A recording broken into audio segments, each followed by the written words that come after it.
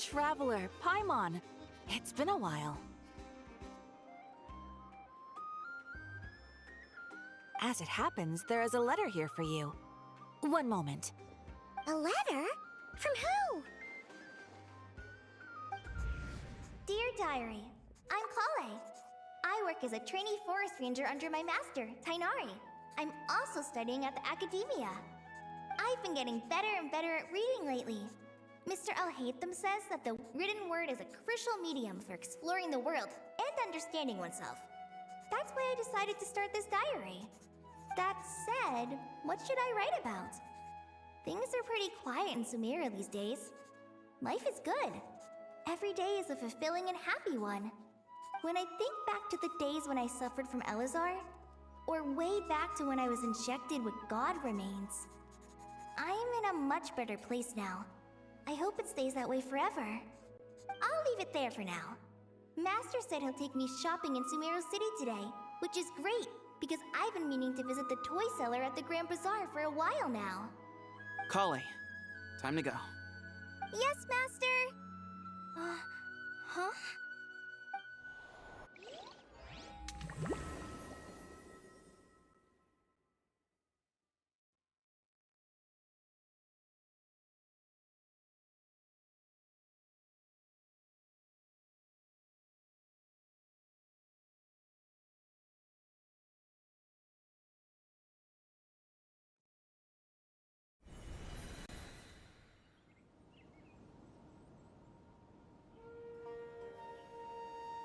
What's wrong, Kale? Is there something on my face? No, sorry. I didn't mean to stare. Did Master Tighnari send you to pick me up? Master Tighnari? What are you talking about? Tighnari is the General Mahamatra. He's probably busy arresting criminals in Sumeru City. I mean, if that's what floats your boat, I can introduce you, but... Wait, Master Tighnari is the General Mahamatra? But what about Mr. Sino? Sorry? Oh, you mean that guy who just joined the Vahumana Darshan? Rumor has it he's the leader of the Temple of Silence. If that's true, it's pretty impressive. Sounds like you've been getting to know more and more people since you joined the academia. That's great, but don't let your forest ranger duties fall by the wayside, okay? What's going on? Sethos is acting like he's my master, and Master Tighnari has taken over Mr. Sino's job. Is this some kind of prank? If so, it's a weird choice of prank. But anyway, Sethos doesn't look like he's joking. What is this all about? Hey, you're zoning out again. I'm gonna buy some tools for the rangers. Why don't you stretch your legs a bit? It's been a while since you last visited the city, right? Wait! He's right. It has been a while since I last visited Sumeru City. Was it always like this? I mean, it feels familiar, yet somehow... something seems different. Is this really Sumeru City?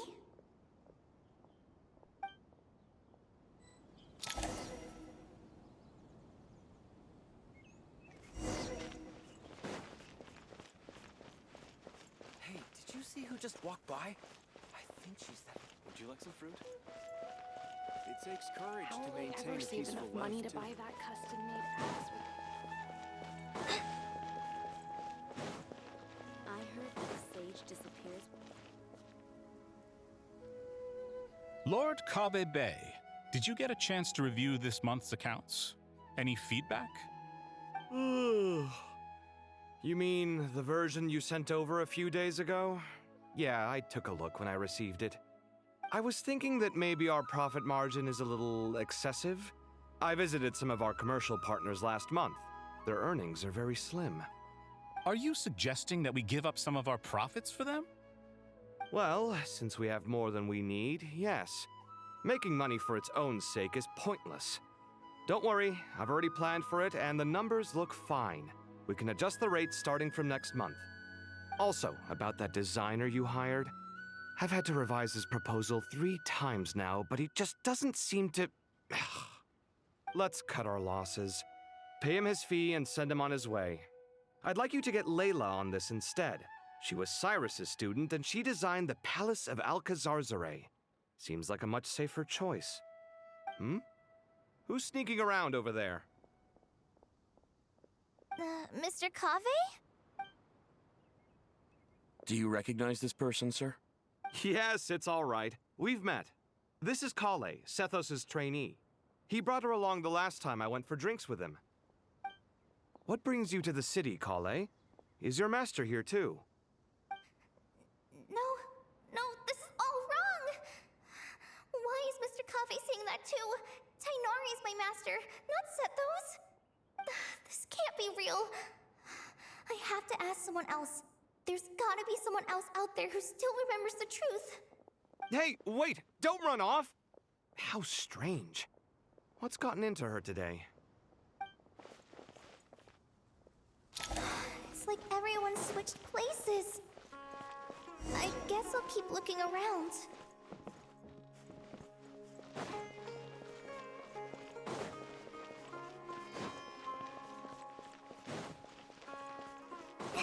Would you like a cup of coffee? Students are under so much pressure these...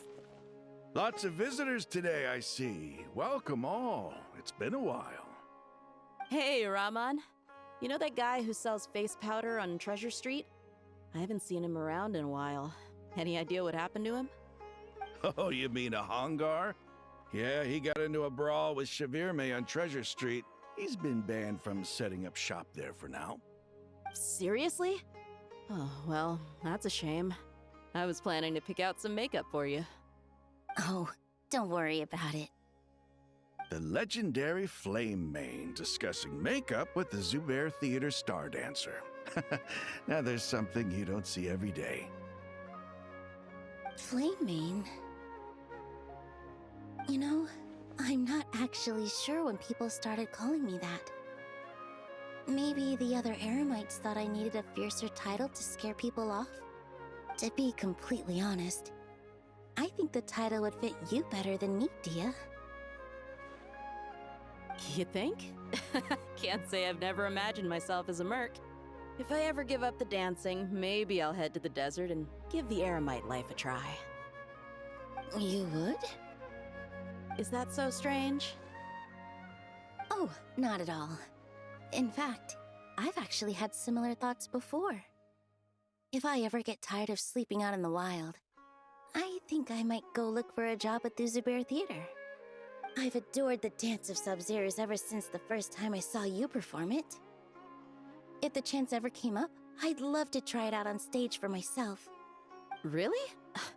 If our manager Sataria heard you say that, she'd hold you to it. Probably grab you by the sleeve and never let you go again. Hey, when that day comes, I'll do your makeup myself. How's that sound? Sure. If the day comes, I'd be honored.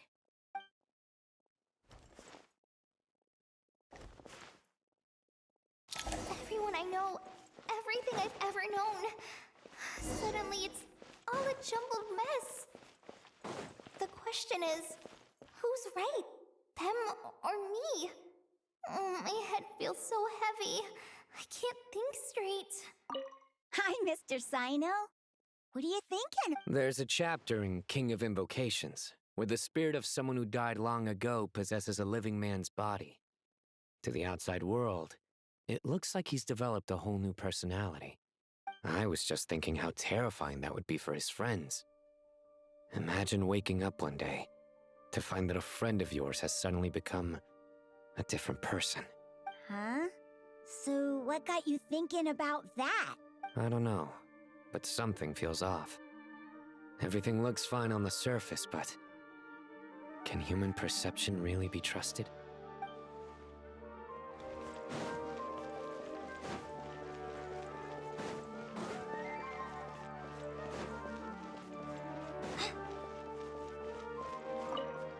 All right, not a single Mora short. That covers you for this month's rent. What a relief. I was worried the design fees I received this month wouldn't be enough. next time, don't fret. Just let me know and I'll give you a few days' grace. We've known each other long enough for that. Anyway, how are you settling in? I couldn't help but notice that you're staying up late quite often. Yeah, I can't explain it. I just feel more inspired at night. Once I get in the zone, I can race through a whole bunch of drafts, no problem. But what about you? I keep hearing you sighing these days. Is everything okay? Well, it's just... Don't you think this house is a little small? I guess I should be used to it after living here for so many years. But for some reason, I've been feeling claustrophobic recently. I want to move somewhere bigger. Once I've made enough Mora, I'm gonna buy a huge new house. As big as... at least as big as the Palace of Alcazarzaray. That sounds really expensive. True. I'll never be able to afford it on a scribe's salary alone. I need to find another way.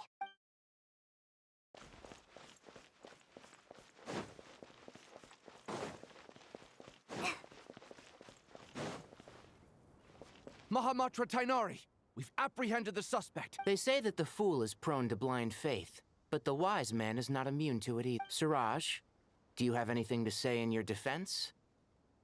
Tainari, you were the one who turned the sages against me. Just a few words of caution from you was all it took to destroy my research. And now you're trying to stop me again? You should know that mechanical life is the future! We must cast aside our useless flesh and... That's enough. I'm not in the mood to listen to your lunacy. Anyone could tell you how amateur your work is. Karina, Ilias, put him somewhere safely out of the way. Yes, sir. Next on the agenda is... Master? What is it? Wait, did Professor Zahahati send you? She's been encouraging me to take on an apprentice. Might be getting a bit ahead of herself there, though. No, Master! It's me, Kale! Listen to me. Something really weird is going on in Sumeru City. It's like everyone's identities have switched around. You're not the General Mahamatra. You're a Forest Watcher. Just yesterday, we agreed to come to Sumeru City today to go shopping together and... All right, there's no rush. Let's back up a little. Your name is Kale, correct? Although this is our first meeting, you do seem strangely familiar somehow. Is there anything I can help you with? No.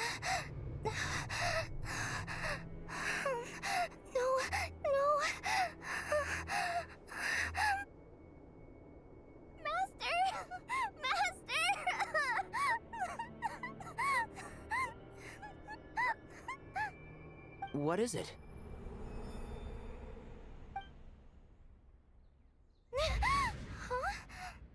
Did you have another nightmare? I've told you before, when you're tired, lay down on your back in bed and get some proper sleep. It's much better for you than napping on your front. Poor posture obstructs your breathing, which can lead to all sorts of weird dreams. Now, we're supposed to go shopping in Sumeru City today, remember? Cheer up. I'll take you to Hushang's. I heard he's got some new toys in stock. Go wash your face, take some deep breaths, and when you're ready, we'll head out. Okay. Thanks, Master Tainari. So it was just a dream. And yet, dreams can sometimes be a warning of things that will soon come to pass. Who said that? That dream felt unusually real, didn't it? Here's my suggestion. Since you're heading into Sumeru City anyway, you may as well tell Lesser Lord Kusanali about everything that happened.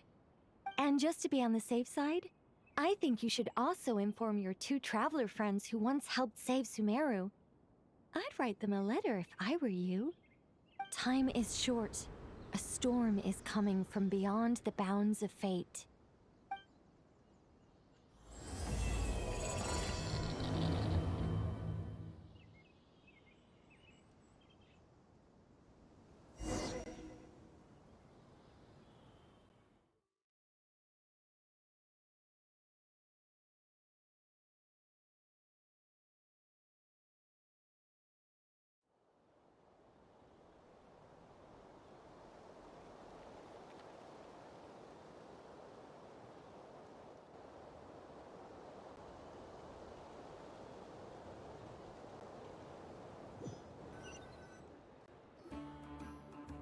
What a strange situation.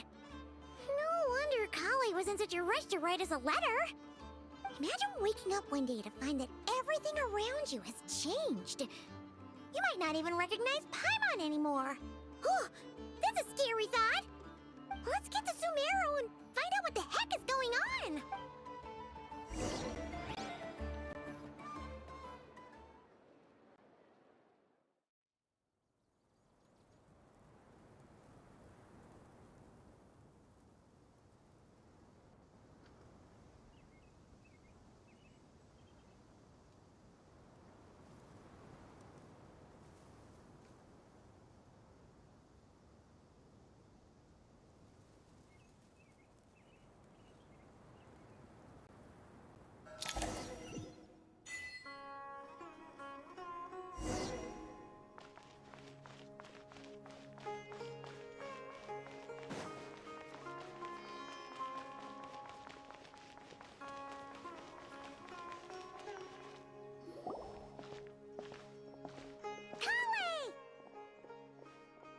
Traveler! Paimon!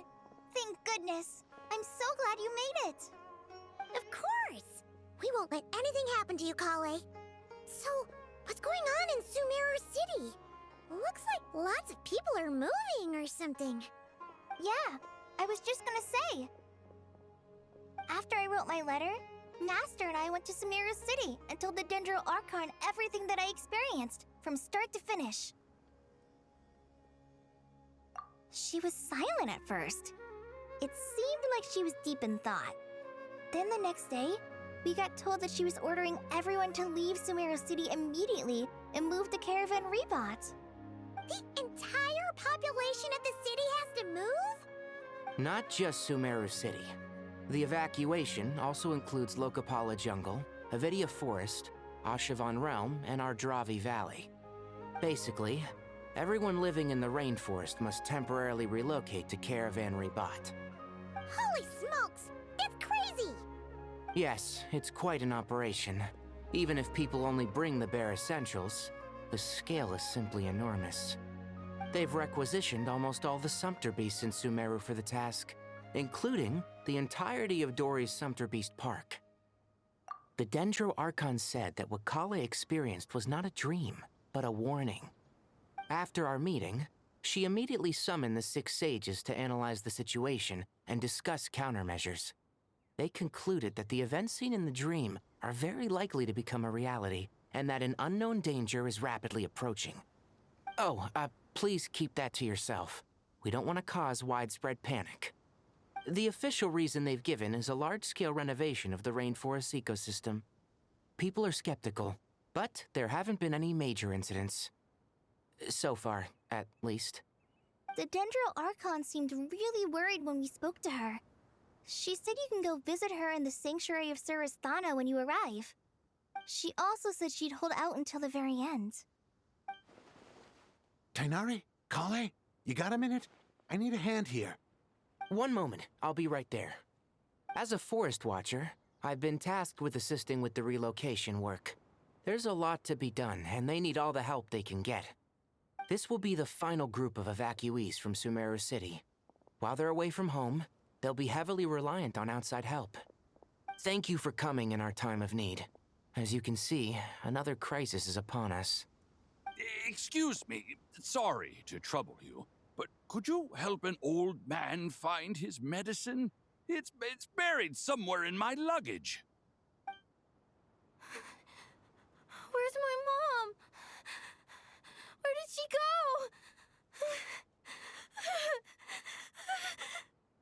go? Don't worry, it'll be okay. Those items are worth a small fortune. Make sure you store them somewhere safe. You understand? I bet you thought you'd get away with this in the chaos, huh? Guess again. No petty thief gets past me.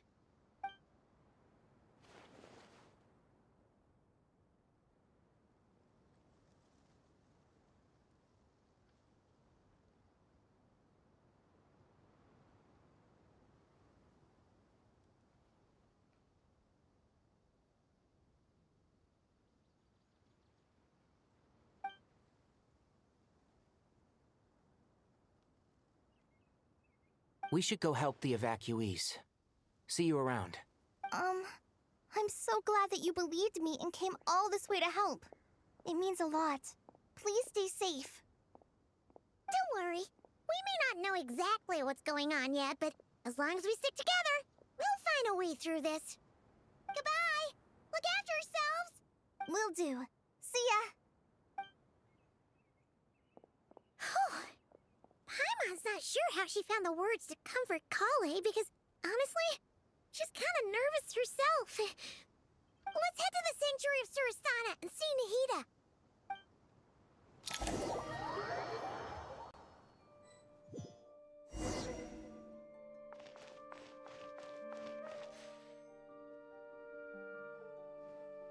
Who goes there? No one authorized access to this place. By order of Mahamatra Sino. Are you blind? It's the Traveler and Paimon. Surely you've seen them before. Huh? Oh, so it is. I'm sorry, I haven't been sleeping well lately. The Dendro Archon is in a very vulnerable state at the moment. Mahamatra Sino is concerned that our enemies might choose this moment to strike, so he's ordered us to strengthen our defenses. Just seeing you two again already puts our minds at ease. Please, enter. I'm sure everyone's expecting you.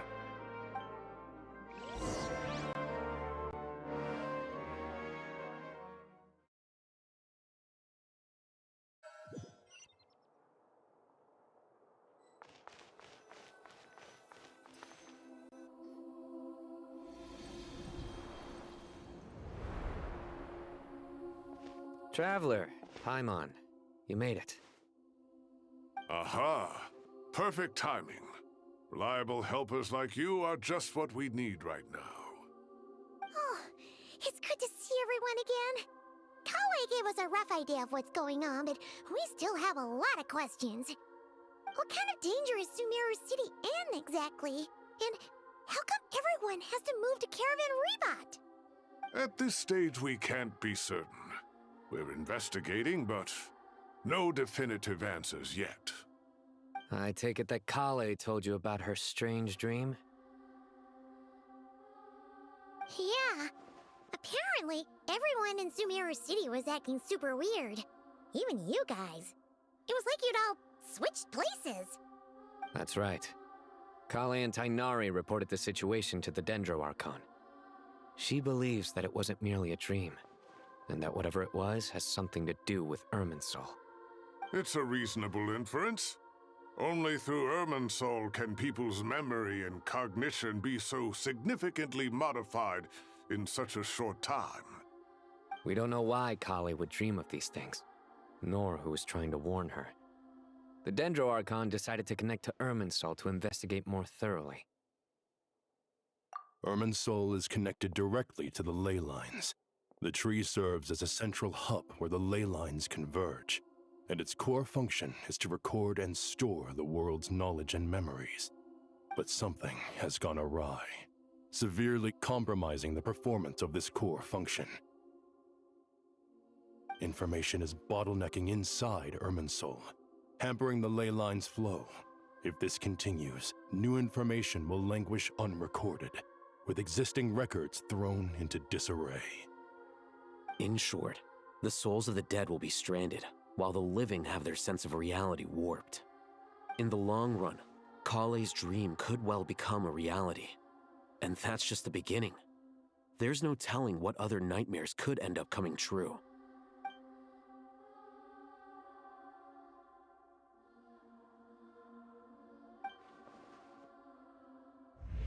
I have come this far, to use my death to open the gates of the ley lines to my people.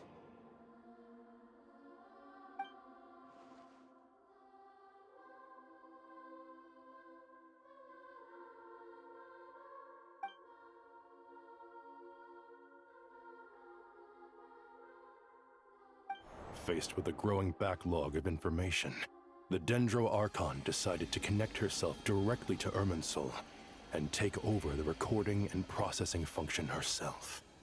But it is an almost impossible task. Individual brains aren't equipped to deal with the sheer volume of knowledge and memories involved, all that information flooding in at once, would instantly fry any human mind.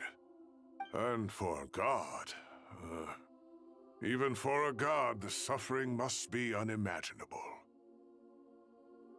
The Dendro Archon's power originates from Irminsul. Any issue with the tree itself takes a toll on her to begin with. On top of that, she's subjecting herself to the grueling task of processing all that data. It must be torture for her. And despite all of this, she is somehow finding the strength to investigate the Irminsul situation from within and send us her findings. I finished analyzing the latest data. Looks like our working theory was wrong. There's no signs of Irminsul having been attacked from the outside. So it's internal then? Some sort of disease, perhaps? No. I've spent half my life studying the ley lines. If Irminsul malfunctioned this easily, the world would have met its end long ago.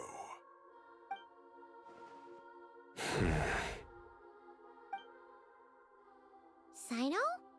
What is it?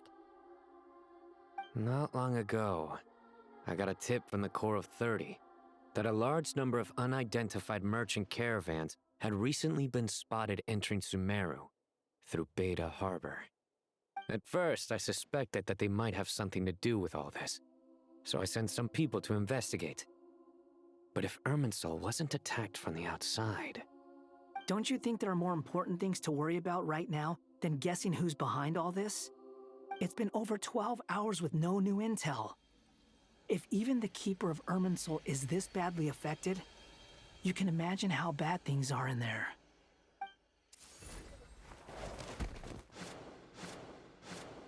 Dendro Archon.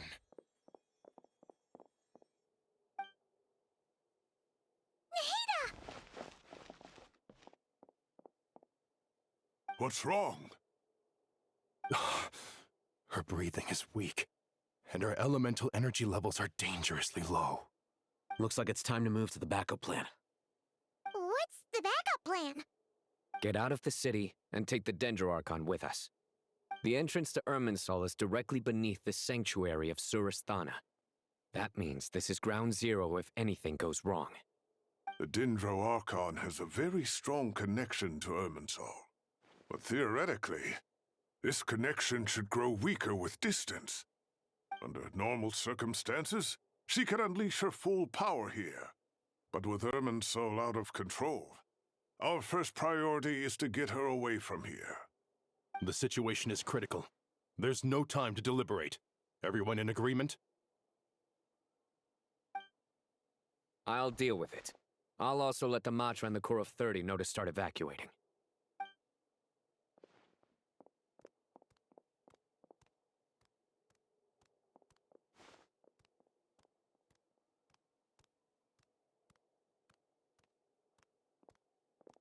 Let's go. No sense grieving when there's nothing more we can do. Agreed. We'll be back as soon as this is over.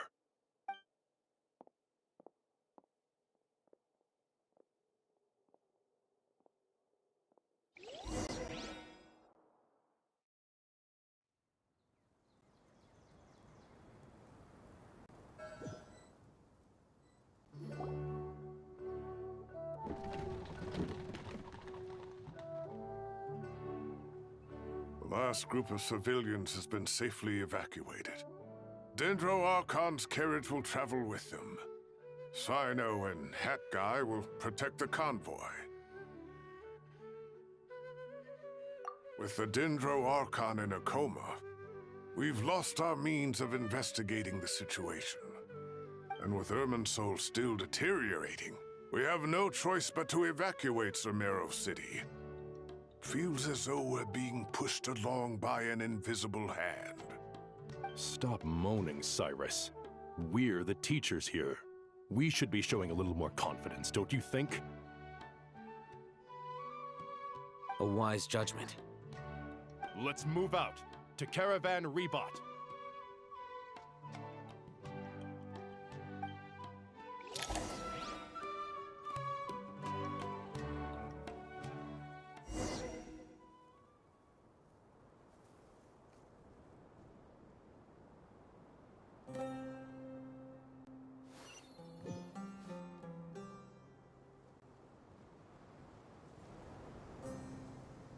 sir. All units are in position. Good. Everything is going to plan.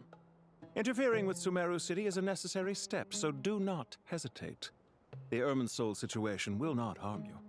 We need to speed things up here, too. We don't want to keep our client waiting, do we? No, sir. You have my word. Everything will be completed on schedule.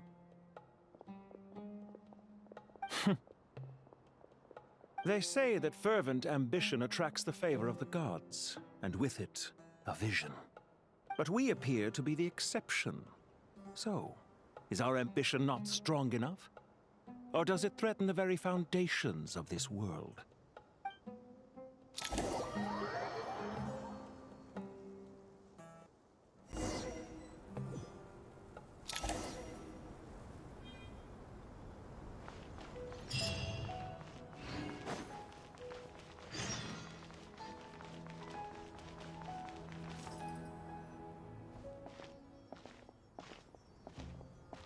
How is the Dendroarchon?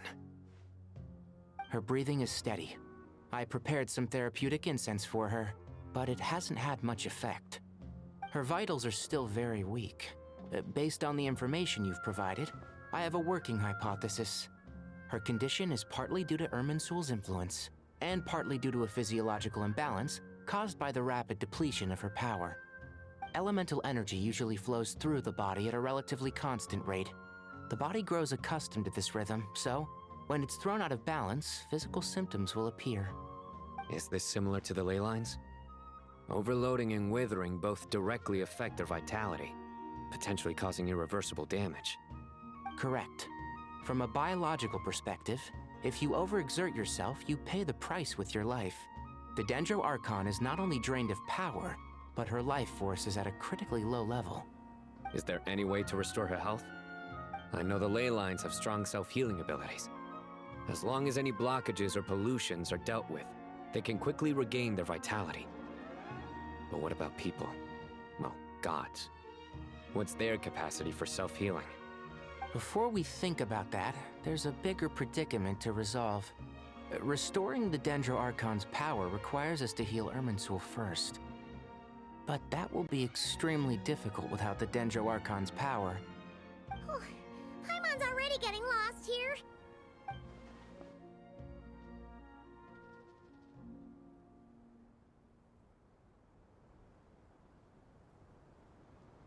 Master Tighnari and Cyno look so serious.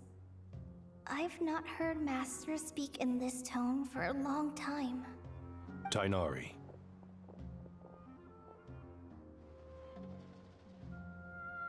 Master Nephis, sages. Tighnari, haven't seen you in ages. Have you gotten taller?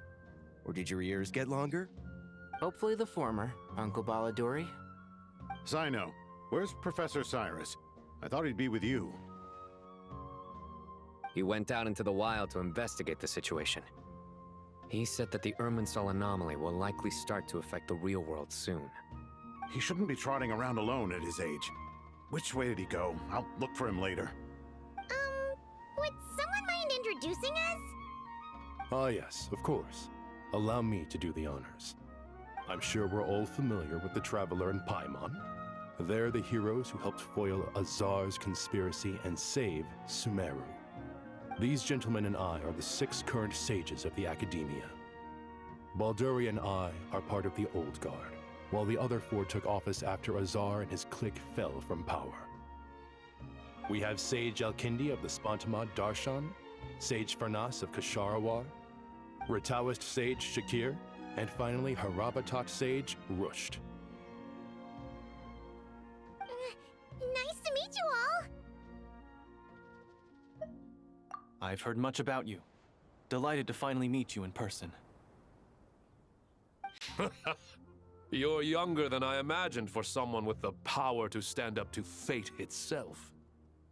Thank you for lending your aid to Sumeru once more. Once we're on the other side of this, could we get a photo together? My daughter has a friend named Isak. He's always talking about you two. Of course! No true hero would deny a child their wish. Back to business. So with the Dendro Archon currently in a coma, the people have taken temporary refuge at Caravan Rebot, but they cannot stay here forever. We need to come up with a plan as soon as possible. Fernas, any thoughts? Well, firstly, having reviewed the data, I'm inclined to agree with your assessment. This doesn't look like an attack on Irminsul from the outside. Rather, it resembles a malfunctioning machine. Calculations going haywire and sparks flying. That being said, before we consider how to fix it, we need to understand precisely what has gone wrong. Furthermore, we somehow need to ascertain this without relying on the Dendro Archon's power. We have no direct access to Irminsul. However, we might be able to gather the information we need from the ley lines. Study the branches to learn about the trunk, in other words. Wait, is that what Cyrus is up to? No wonder he ran off to research in the wild. Curse's always one step ahead of me, isn't he? I heard that while in the sanctuary of Surasthana, the Dendro Archon had to serve as the central information hub herself. This is a clear sign the situation within Irminsul might be far worse than we can imagine. Irminsul is vital not just to the safety of Sumeru, but to all of Teyvat. We must be the ones to bear responsibility for this world. To be on the safe side, I think we need to consider some backup plans. Are you saying we should consider a scenario in which Irminsul is completely destroyed? I'm merely pointing out that the possibility exists. You have a valid point. But until worst comes to worst, I believe we should focus our efforts on resolving the Irminsul anomaly and helping it recover. Kale, I understand that you were the first to foresee this crisis. If it's all right, I'd like to talk with you about it in more detail. Of course! But even I don't know how I came to have that dream. If there are no signs of external damage, could it be a stress fracture? Metals tend to suffer from this issue with long-term use, and Irminsul has existed for centuries, after all. It's possible, but surely a stress fracture would be more likely to cause a complete shutdown rather than chaos. Sages, General Mahamatra, sorry to interrupt, but something has come up. What happened? Some citizens didn't believe that Sumeru City was really in any danger. They slipped away and hid during the relocation, intending to return home. How many people are we talking? About a dozen. Sakura found them while on patrol, but they appeared to be suffering from psychosis. For whatever reason, they were trying to kill each other. By the time we arrived, there were only 2 survivors. One was unconscious from their injuries. The other tried to attack us, but was subdued. Where did this happen? Near Yasna Monument. That's not far from Caravan Rebot. Master. I know. The Irminsul anomaly is beginning to have effects in the world. I didn't expect it to spread to Yasna Monument so soon. It almost feels like we're being chased relentlessly, with no time to catch our breath. Sir Cyrus said the same thing. He sent me back to report in, while he continues investigating. I'll go join him. Count me in too. Don't let my age fool you, I can still fend for myself. Very well. Meanwhile, the rest of us will continue discussing our next steps. Get back soon. Take care of yourselves. It's getting dangerous out there.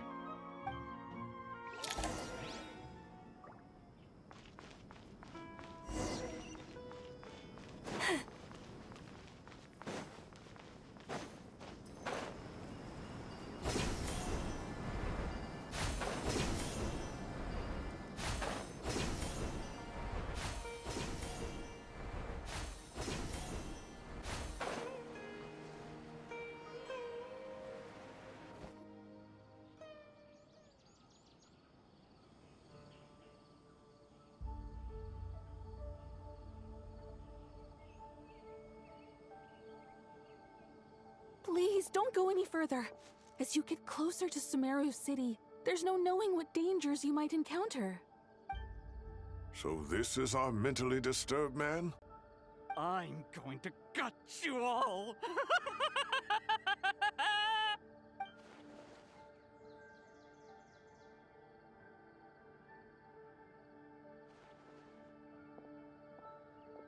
Cyrus, you didn't even bring a single guard? Do you think you're some sort of warrior? It's fine. Come here and look at this. Oh, it's... That's right. Flowers that bloom from openings in the ley lines, indicating some sort of anomaly. I don't believe I've ever seen a color like this before. Did you discover it nearby? Not just here. Way over there, too. They're everywhere. There's even more in that direction. How did you ascertain the situation further ahead? Didn't you just say that we can't go beyond this point? Yes. This area is relatively safe so far, but if you continue forward, delusions will start afflicting your mind. However, some vision-bearing mercenaries were able to maintain their sanity a little better. They're the ones who brought back news from further afield. Sino, do you remember the class I taught on dissecting ley line blossoms? I do, Professor. I received full marks in that course. Good. After all these years, it's time to put that knowledge into practice. There must be anomalous information hidden within these blossoms. Alkindi, I'll need your help as well. Been a while since we worked on a project together, hasn't it? Sure has. Well, what are we waiting for? Let's get to work. Anything we can do to help?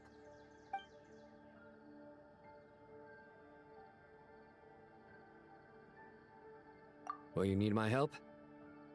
All right, well, don't go too far. There's too many unknowns at this stage. Let's regroup at Caravan Rebot later. Don't worry if you don't show up. I'll come and find you.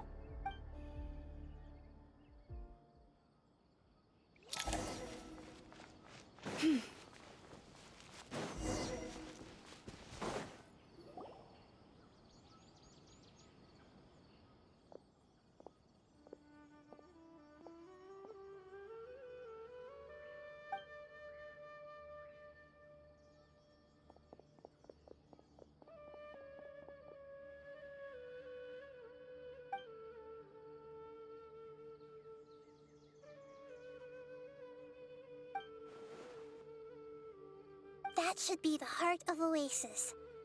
All we need to do is light it with the fire seed, and it'll restore a pep with elemental power. The damage it suffered internally will also slowly begin to heal.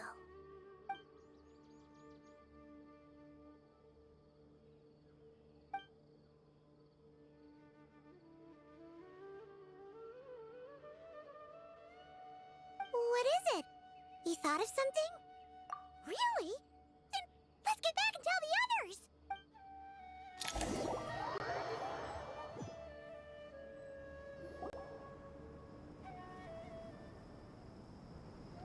Whew. Glad to see you've returned safe and sound. Any longer and we would have gone out looking for you. Well, this is a nice surprise. Paimon sure feels better with everyone we know here. We've made some progress, so let's start by giving you and Paimon a quick update. By dissecting the ley line's blossoms, we've been able to deduce that although Irminsul is experiencing an anomaly, it has not completely rejected access from the outside. The Dendro Archon has the power to connect to Irminsul, but there's also another way. I assume you recall the devices everyone was wearing when you first arrived in Sumeru? Devices? Oh, wait. You mean... The Akasha terminals? That's right. Of course! It's been so long, Paimon almost forgot all about the Akasha. Wasn't it shut down, though? Yes, but although the system isn't currently operational, the technological infrastructure is all still there. And it turns out that a certain someone gets so bored at work that he's actually read through every single one of the instruction manuals. No prizes for guessing who that was.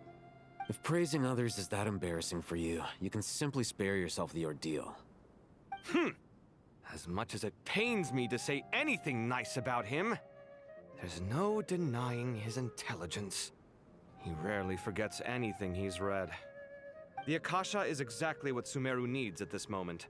Between us, we should have all the knowledge and expertise we need to get it up and running again. But if I recall correctly, doesn't the Akasha need a gnosis to function?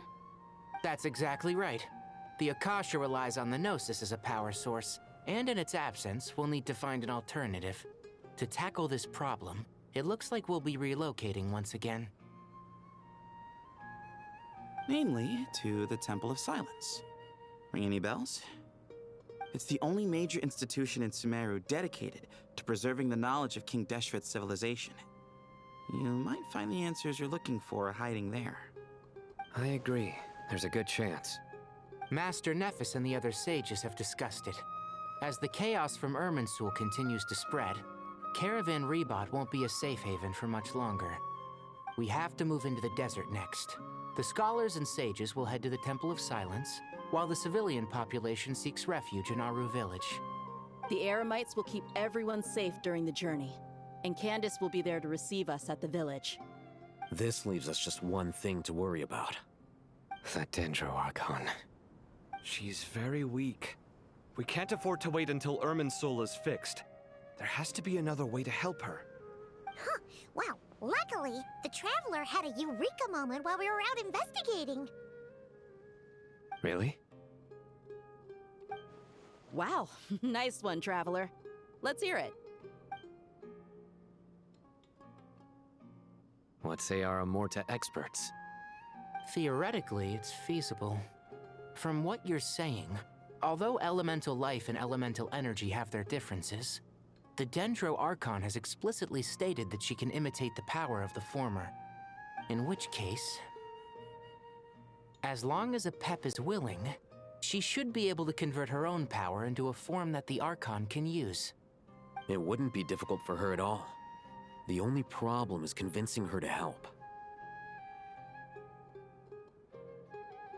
Yeah! Even though she wasn't exactly friendly the last time we met, she didn't refuse to talk with us.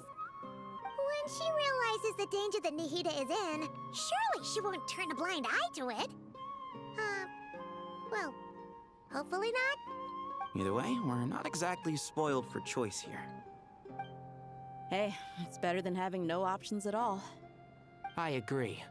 Without Irminsul's aid, the legendary Dendro Dragon Apep may well be the only living thing in Sumeru who can help our Archon recover her power. There's no time to lose. I'll bring this proposal to Master right away. If he and the other sages agree, we'll split into 3 teams. The academics will go to the Temple of Silence to look for a solution to the Akasha problem. The Eremites will escort the civilians safely to Aru village, and the Traveler and Paimon will take the Dendro Archon to see Apep. There's still a long road ahead, and no knowing if we'll make it. But at least we have a direction now. I'll take it over floundering around in confusion. If there are no objections, then let's proceed. But before we adjourn, I would like to leave you all with some parting words. No matter the distance between us, there will always be an invisible force tying us together. May the bonds forged in the past shine bright like stars and open a new path before our feet. Huh. Is that from King of Invocations? No. This one's from King of Invocations, the sequel. What's the difference? The sequel's much cooler. Couldn't agree more. Well, it was very apropos. Once this is all over, I'll give everyone a copy of King of Invocations and the sequel to show my gratitude. Come on, let's get moving.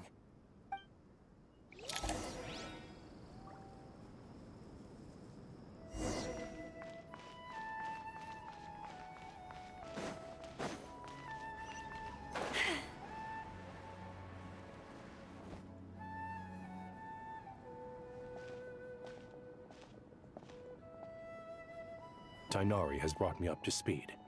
I approve of your plan of action. But we can't proceed with everything right away. The people need to rest. For many of them, this will be their first time in the desert, so we'll need to find additional personnel to help escort them. You two, please go on ahead with the Dendro Archon. Let's rendezvous at the Temple of Silence later. No problem. We got this. Words can't express my gratitude, so let me just say, I hope everything goes smoothly for all of us. Goodbye for now. Alright, let's get going.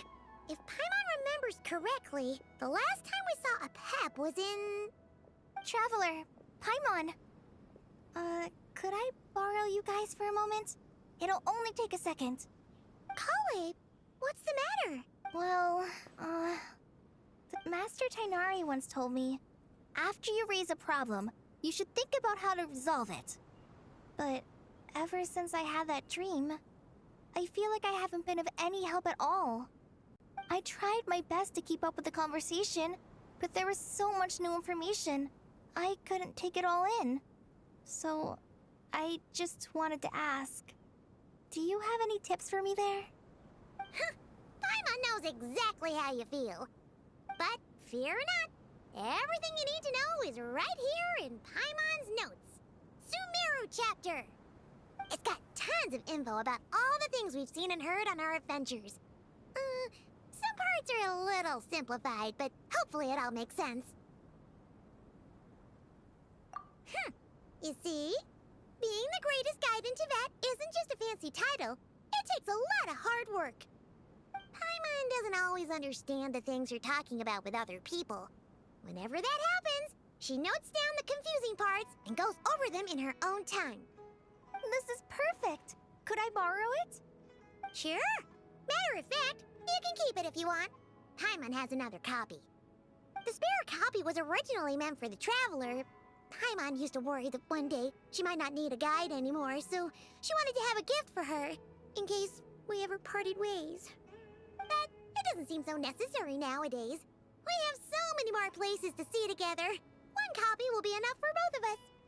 Thank you so much. But still, these are your treasured memories. I think I'll make my own copy and then return the original to you. Anyway, that was all.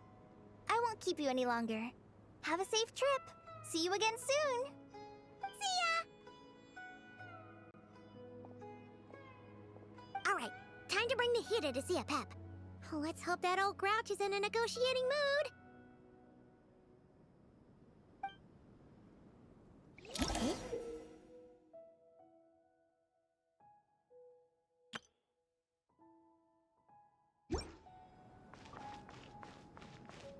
Actually, never mind. In a Pep size, Nervalet's probably one of those dragons who's grown too close to humankind. They might end up fighting for all we know.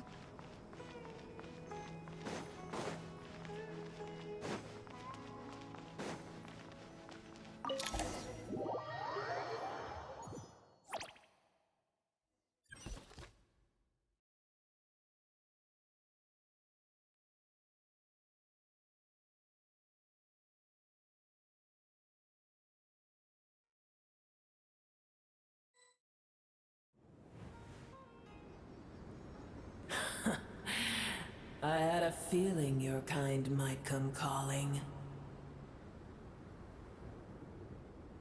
The ley lines are in disarray. Something has gone wrong with Irminsul, yes. Even from a great distance away, I can sense that Sumeru is headed for destruction. You who took our home from us, prepare to watch as your own world is plunged into oblivion. Oh, how the cycle of history comes to a poetic conclusion.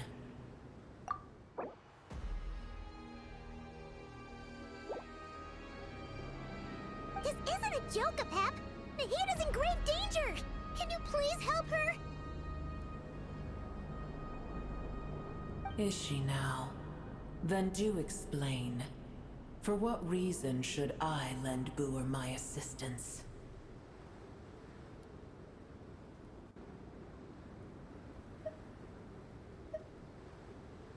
Pep, if you truly despise gods and humans so much, well, after the great humiliation of being helped by a god in the past, shouldn't you be jumping at this chance to balance the scales? Now that is a compelling reason. When El Ahmar plotted against me and I was tortured by forbidden knowledge, it was Boer who saved me from agony. And though I regard with shame the pity of my enemies, to receive aid without repaying it would likewise tarnish a dragon's dignity. Oh, tiny Boer, puny humans. Just this once I shall deign to show you the true power of dragonkind. Whoa! It's happening again! We're gonna get sucked in!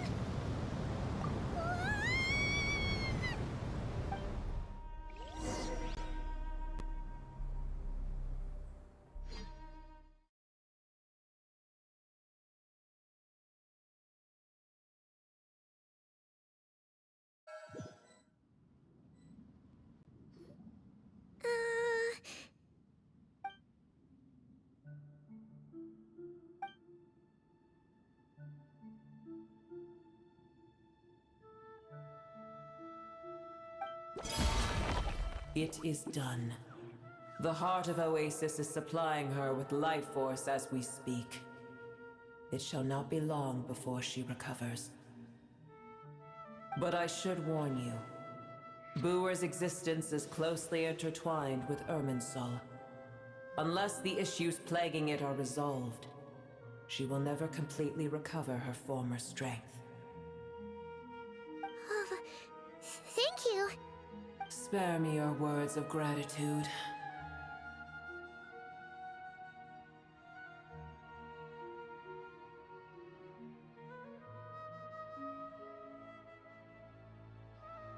You may also spare me your feigned concern.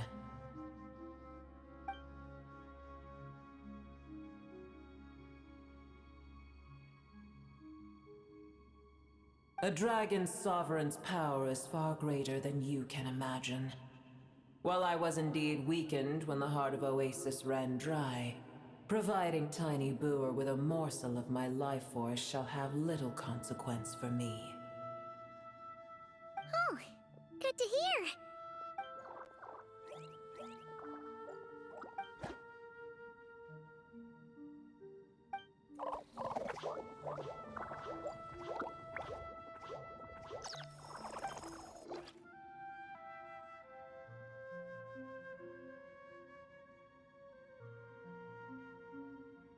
Ever held in high favor, I see. Oh, well, you know. The compliment was sincere.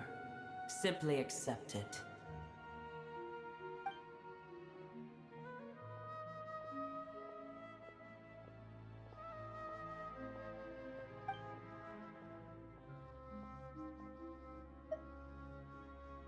I did once.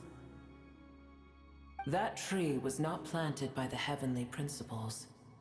Irminsul existed before they ever arrived in Teyvat. What? There was a time when it belonged to Teyvat, to dragonkind. Its appearance and function then differed greatly from today. The ley lines flowed with an abundance of a familiar, primitive form of elemental energy. You may know it as the power of the Light Realm. The heavenly principles usurped and refashioned Irminsul, made it serve humanity, and used it to anchor the fate of the world. Yet in the end, humanity has failed to protect it. Heavenly principles, God of gods. It makes me sick. The enmity between your kind and mine can never be bridged. As things stand today, holding a grudge against you would serve no purpose. But there will come a day when we reclaim this world for ourselves. The opportunity will arise no matter how long we must wait. I can already sense that far away from here, the Hydro Dragon has wrested his authority from the hands of the usurpers.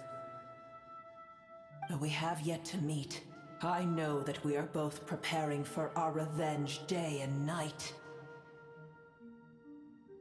Uh-huh.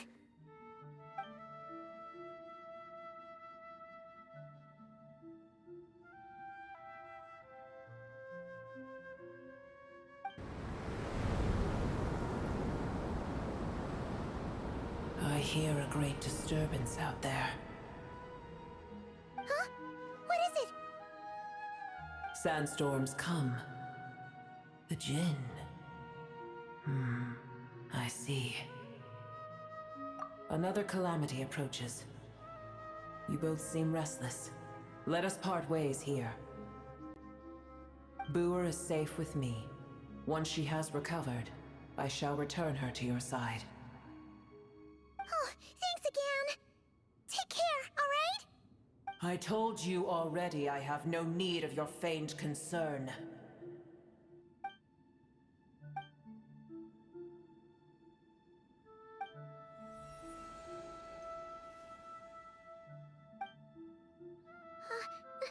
Nahida?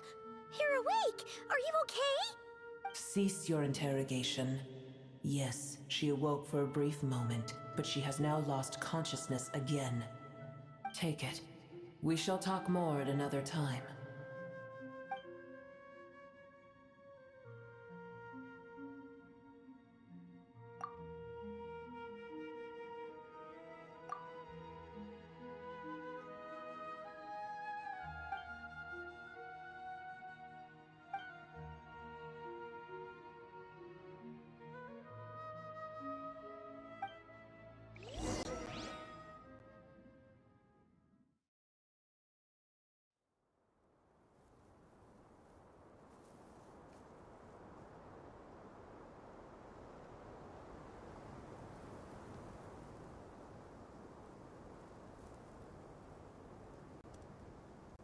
Where the heck are we?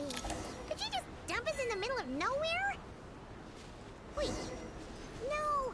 Paimon remembers now. The Temple of Silence is over that way. Come on, let's go find the others.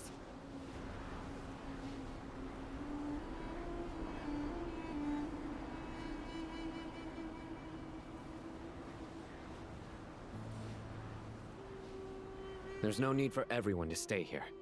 I'll protect the sages. The rest of you, return to Aru village. Yes, Mahamatra Sino.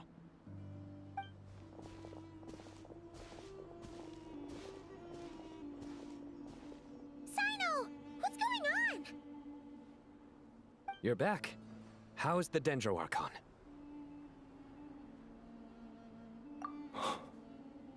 What a relief. It's the Jinn. Countless Jinn have stirred up violent sandstorms across the desert, blocking our path to the Temple of Silence. Tighnari and Kale have returned to Aru village to help. The Jinn are being highly aggressive, so both the village and the merchant caravans require protection. It's just one thing after another. Where did all of them come from anyway? In all my trips to the desert, I've never seen anything like this before. As I see it, the only possible candidate is Gurabad. Gurabad? Baladuri could explain in more detail if he were here. All I know is a rumor I've heard about from previous trips to the desert. Supposedly, a great number of dormant Jinn lie sealed beneath that city.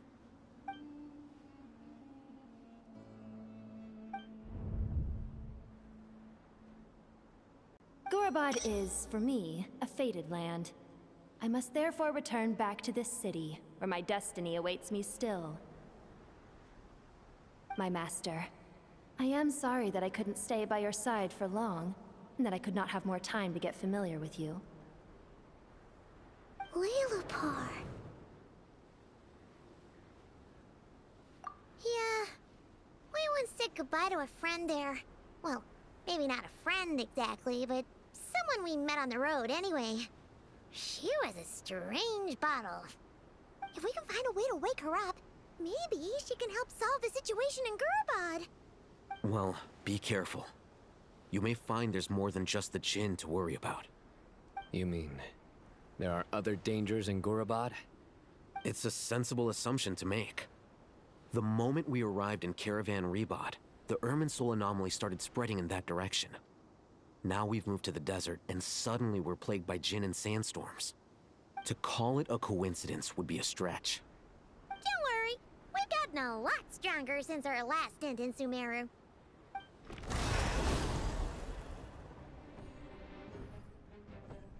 Ah! When did they show up? It appears the monsters native to the desert have been stirred by the Jinn's activity.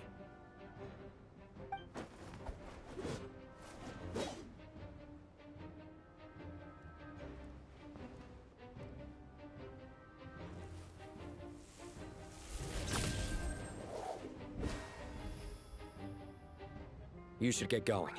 We'll take care of things here.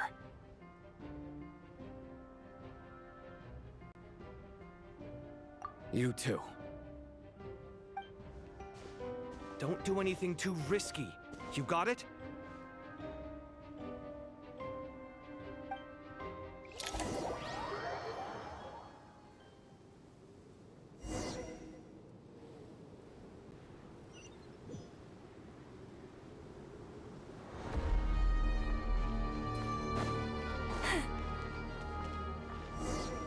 The Jinn are swarming out of Gurubad! Looks like our visit was right! Let's get inside and see what's going on!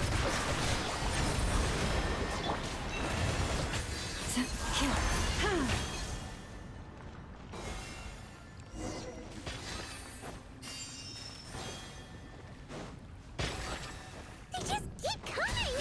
How many of these things are there? We'll never take them all round! Let's just head further inside for now! One heart, nodkrai, lush as the moonlight. The Temple of Wisdom! Committed to memory!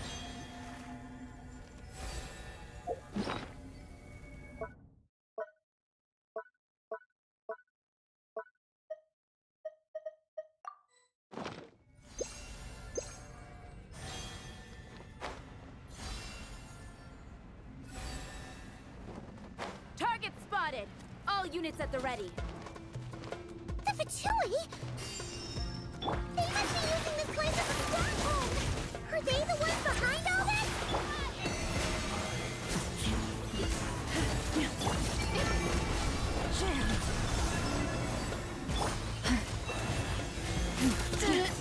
Take too long.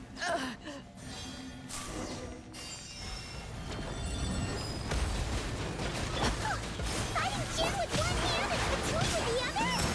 This is pure chaos!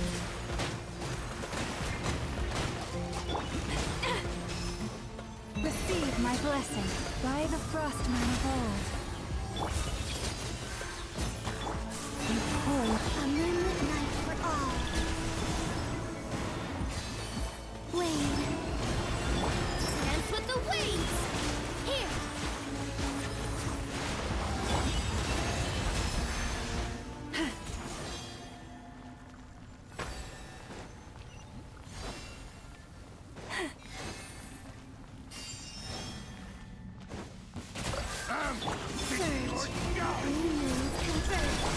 Forest, protect us.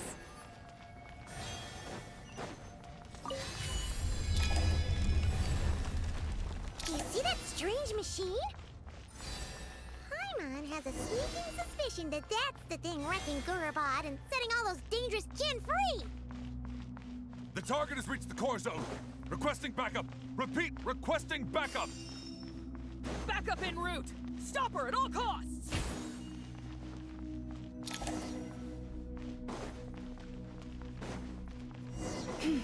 Careful! They're back again! You poor lost lamb, for the ever... Sharing my knowledge! This place hurt a little. Nice one, traveler! Let's keep going!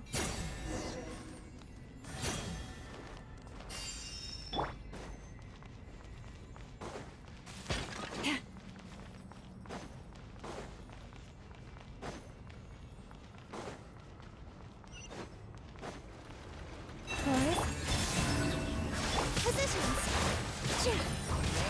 All eyes on me! Grow, grow, grow! Committed to memory! Make yourselves at home! yeah, I'm going home. Yeah.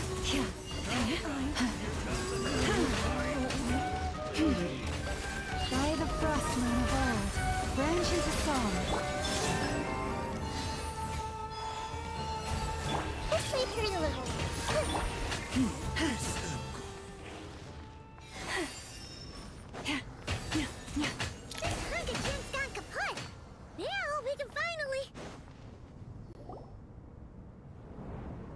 It seems my subordinates failed to stop you in your tracks. Apologies, sir. There is no need to apologize. You did well to hold your ground against such a powerful adversary for as long as you did. I must commend your courage and perseverance. So, you're in charge here, huh? First the problems with Irminsul, now this mess in Gurabad? Are you the ones responsible for all this? I'm afraid I cannot answer that. I assume you aren't naive enough to expect answers from an enemy. Ugh, this guy is so snooty! However you want to spin it, you're clearly involved in this somehow. So you can either start talking, or we'll have to make you talk. Let's get him! Traveler, what's wrong?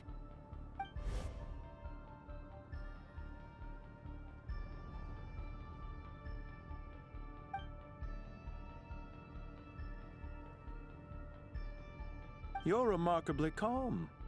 Some would act more rashly upon finding the ringleader all alone. But you keep your cool. Even as your enemy, I must applaud you. Did you show yourself just to say that? Is this you trying to take back control of the conversation? Unfortunately, I really don't have anything to say to you. I am here merely to indulge my own curiosity. Your names are well known among the Fatui. Naturally, I wanted to observe you up close while I had the chance. Hey! Don't treat us like we're some kind of exotic animals in a zoo! Oh, I wouldn't dream of it. You seem rather predisposed to misunderstand me. I'm quite aware that you are both heroes of great renown. You have resolved crises in many nations and won countless allies along the way. I've been following your adventures with great admiration. My only regret is that the trajectory of your journey conflicts with our goals. What do you mean, admiration? Sorry, but that sounds pretty weird coming from you. I don't see why. We may happen to occupy opposing sides, but there is no cause for deep-seated enmity between us. To respect one's enemy is to respect oneself. Well, now that you're observing us up close, what do you see? I've observed as keenly as I can. Yet, while I endeavor to understand, your true strength remains a mystery to me. Violence is not my area of expertise either, so, you see, I would much rather converse with you like this than determine a victor with the edge of a blade. Besides, I've heard that even 3 moons in the sky fail to eclipse your brilliance. I know better than to bite off more than I can chew. 3 moons? So, you have a connection with the Harbinger, the Doctor. Well deduced. Our commander, Dottore, died in Nodkrai, but there are things that do not end with his departure. We must... Look at me. I almost divulged more than I should have. What are you after? Revenge for Dottore? Or are you plotting something else? I've said quite enough, I believe. There's no point in continuing this conversation, except to say, I've noticed that you seem to know your way around here quite well. A repeated visitor to Gurabad, are we? Ugh. I'll take that as a yes. Then I'm sure you'll have heard the story of this place. The mother of the Jinn, Lilupar, and the tragic tale of her vengeance that spanned 3 generations. It was right here that Lilupar once helped the wise to ascend to the throne. But from that moment on, every king who sat upon it was corrupted by power. These degenerate rulers lost control over their nation, and with it, the right to occupy that exalted seat. What are you trying to say? I once admired you for your adventures. That is the earnest truth. But it appears to me that your journey serves ultimately to uphold the rules of this world. Are these rules truly just? Does the heavenly principles rule with wisdom or folly? And how can we be sure that the 7 who wield authority over the world will not be corrupted? Do you seriously think you're gonna convince us of anything? Convince you? I'm sure my commander already tried that. Why would I waste my breath doing the same? If a few words from a stranger were enough to make someone completely change their stance, it would only prove that they never had a firm will to begin with. I am merely stating my position, so that we might understand each other better. One's enemy in the present may not necessarily be an enemy for life. As for what game I'm playing here, I'm simply buying some time. But now I must bid you farewell. It was a wise decision not to attack me immediately. Since you did not fall for my ambush, I will now have to ask those in hiding to reveal themselves. Leave this to us, sir. Very well. I trust you to do what is necessary. Stall her while I execute the next step of the plan. Sumeru City, Irminsul. Hey! Stop right there! Don't you dare leave without explaining yourself! All units, stop them! Protect the commander! Did you hear that? He mentioned Sumeru City and Irminsul! He definitely knows something! We can't let him get away! Get rid of these pesky soldiers! Quick! Rear guard to the front! Don't let them through! Get that thing in position!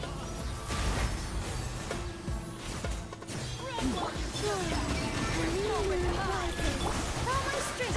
Hold on! Just a little longer!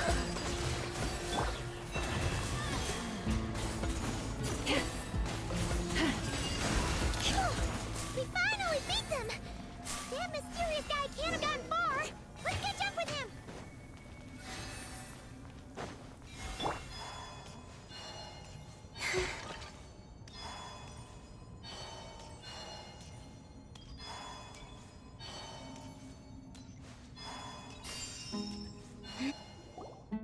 Found him! Over here! You're very persistent.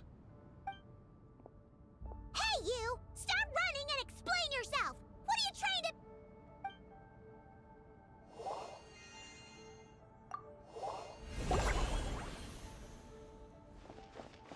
What's this? Relax. A small trap like this won't be enough to hold you. The sandstorms from Gurabad will die down soon enough, but this small window of time was all we needed to launch the next phase of our plan.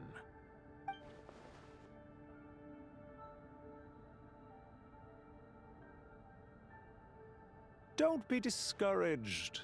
I knew that someone would come here eventually, so I planned ahead. Where to chat with you, which door to exit from, even which mechanism to wait by for you.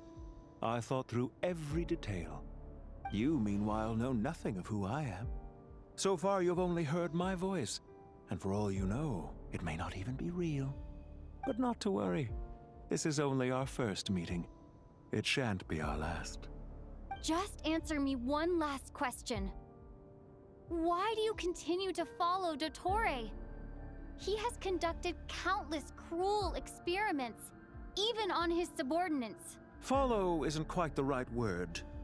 Let's just say even those you see as villains have their friends, even if they aren't the most sincere of friendships. When any set of rules is established, there will be those who benefit and those who lose out.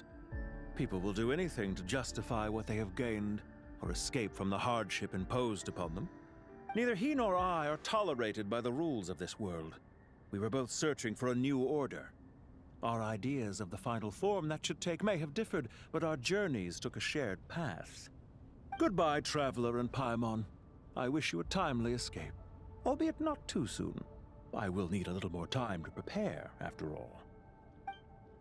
Hey! Come back! Wait, this dark wall. We've seen these on our adventures before. It swallows people up! Oh, I'm sorry. She shouldn't have jumped the gun! Oh, okay. He may have fooled us this time, but we'll get it back!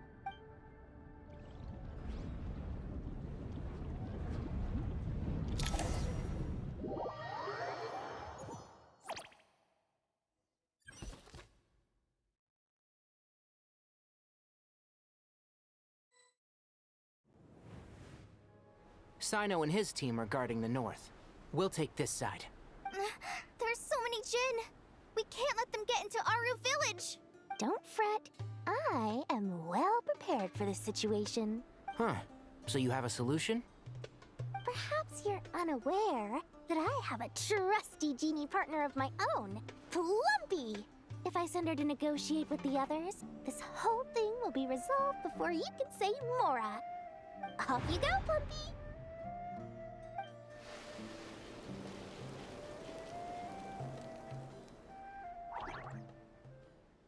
Come on, what's the holdup? 5,000 Mora. 20,000 Mora. 100,000 Mora. Final offer.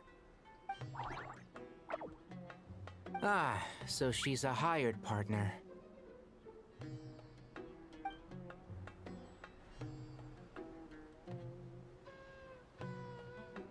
Hired partners are reliable too. Plumpy here is a highly skilled negotiator. You'll see. Just a few words from her and...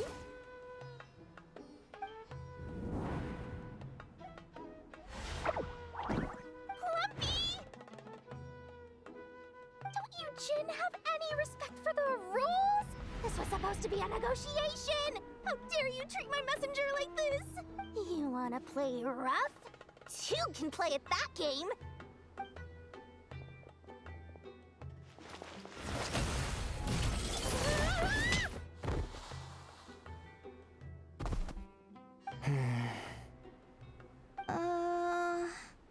Looks like it's up to us now. Be careful, Kale. Yes, Master.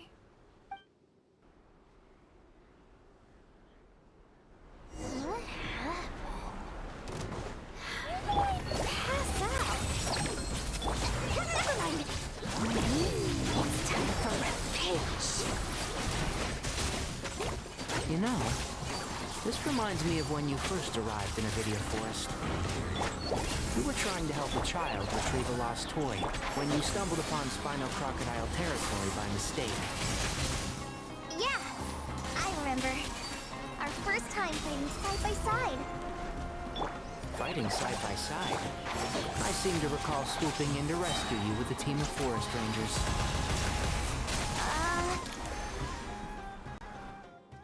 There's too many of them!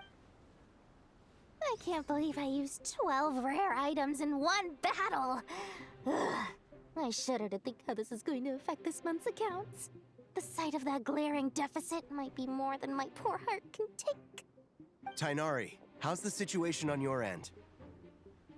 We held the line, though it was a close call. But it looks like they're preparing for another attack. Has something happened? They've breached our defenses in the south. The Jinn are pouring in. We're moving the villagers to the north as we speak. We're hemmed in. This is getting precarious. Our margin for error just got a lot smaller. That's why we wanted to confirm your status. We need to consider our next move carefully. Bad news! Another line of defense has been breached. Kale, go with them and assess the situation. Dory and I will hold the line here. But Master! Even with 3 of us, we barely managed to.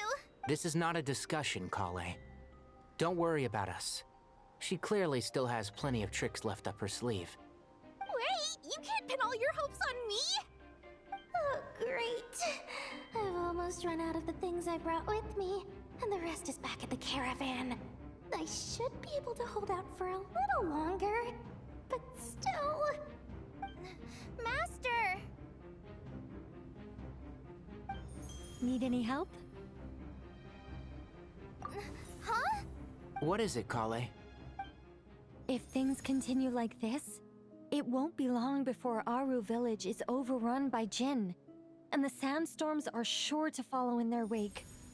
I do have a plan, but I can't guarantee it will work. I don't care. Whoever you are, please just help us. The only one who can help is you. I am merely here to guide you along the correct path. I am a spirit created at the beginning. I am a flickering illusion. I am the shimmering light that flows from the eyes of the Creator. What do you mean? It doesn't matter. You don't need to understand it. Just repeat after me, one line at a time. Watch out! Jin incoming! I am a spirit created at the beginning.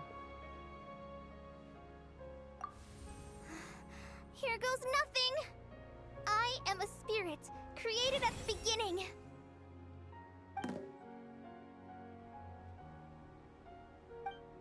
I am a flickering illusion. I am a flickering illusion. What's wrong, Plumpy? I've never seen you so agitated before. But how do you... Do you know what Kale is reciting? I am the shimmering light that flows from the eyes of the Creator.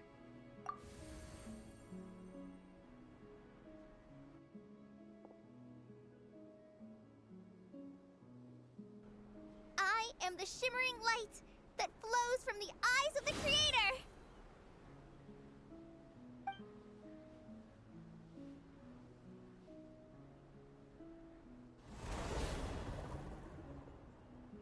It's a song composed by the goddess of flowers, but very few records of it remain, even in historical texts. All we have is a few fragments. Is Kale an avid historian? Not to my knowledge. The Jin have actually quieted down. Although... no, it's more than that. It looks like they're showing... submission. Clearly the songs left by the goddess of flowers have a soothing effect on them. At the very least, they're much calmer now. Really? Let me try. I am a spirit created at the beginning.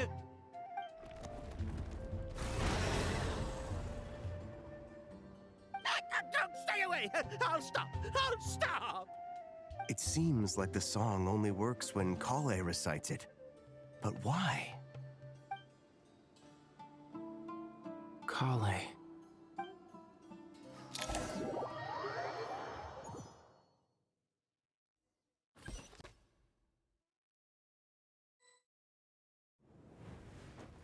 Yeah!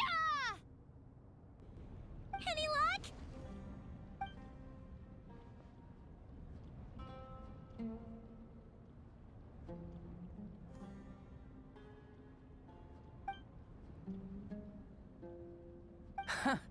When I heard that loud rumbling in the distance, I thought the shifting sands had bust open the gates to some ancient treasure vault. Turns out it was just you guys. Huh? Wait, that sounds like... It's been a long while. Did you miss me? Jet! Ben! Let's save the catching up for later. First, I gotta get you guys out of there. This should be the right mechanism. Ben, can you handle it? There we go. Come on, let's leave this place.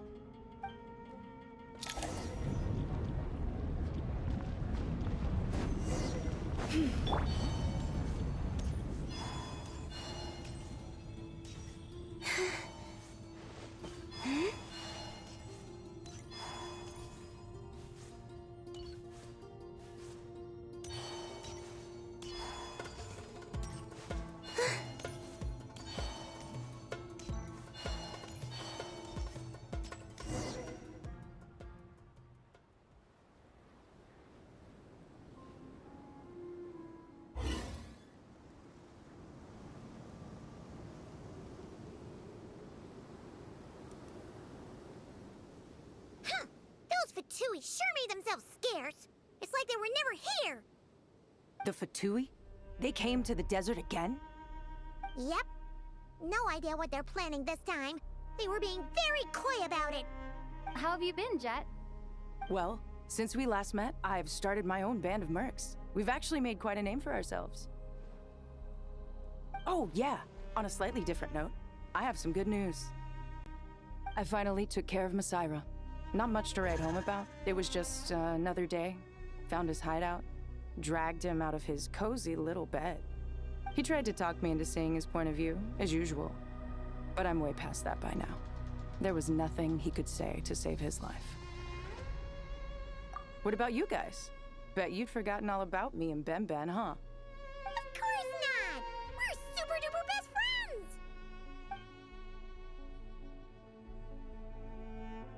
Wow. Sounds like I should make time to visit some other nations too. Anyway, what brings you to Gurabad? Oh, right. Paimon almost forgot. We're here to look for Lilupar. That bottle? Seriously? Yeah! We need her power to calm the Jinn and stop the sandstorms. Here's hoping we actually manage to find her, after all the trouble we've been through. Surely, with everything's been going on in Gurabad, she must have woken up, right? Only one way to find out.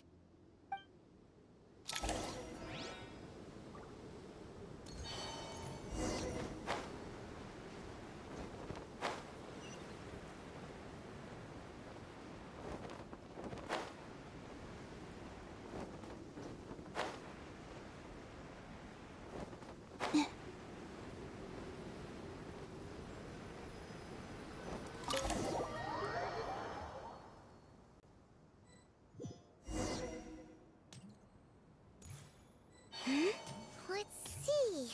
She should be around. Aha! Found her!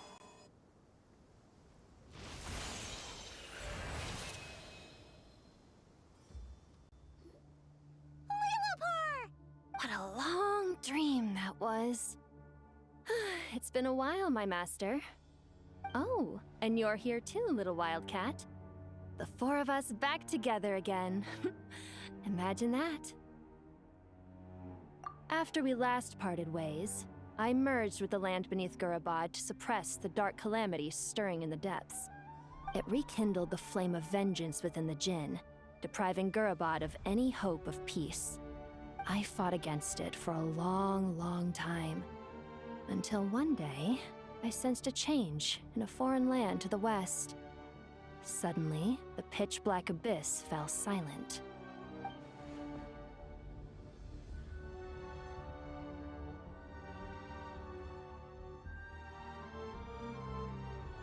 Once satisfied that that dark power could no longer bewitch the Jinn, I too fell into a deep slumber, from which I have only now awoken. Why have you returned to Gurabad, my master? And why is my sand-swept homeland in disarray once more?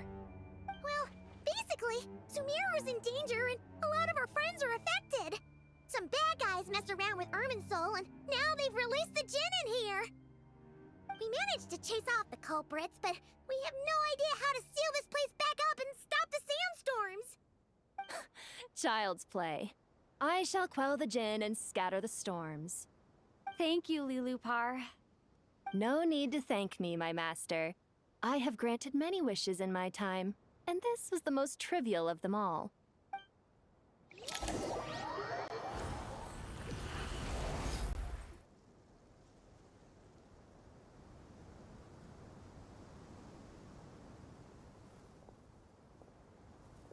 The sandstorm's gone. The sun shines bright again. When I said that we'd meet again under a lovelier sun, this was exactly how I imagined it. Yay! Although, honestly, Paimon would love to hang out with you more, even if the weather sucked. Well, there shouldn't be any more Jinn breaking out, right? Are we okay to head back? Sounds good. You can introduce us to your other friends. Another adventure begins. Lovely.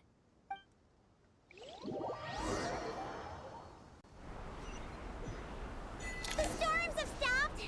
We should be able to get to the Temple of Silence without any problems now. Time to regroup!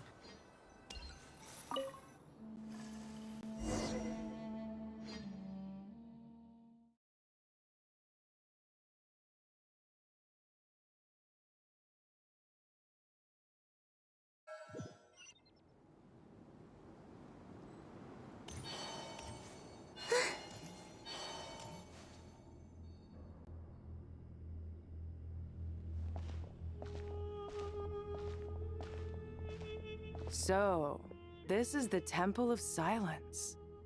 I've heard the Nagarjanites mention it in passing, but I never imagined it would be this big.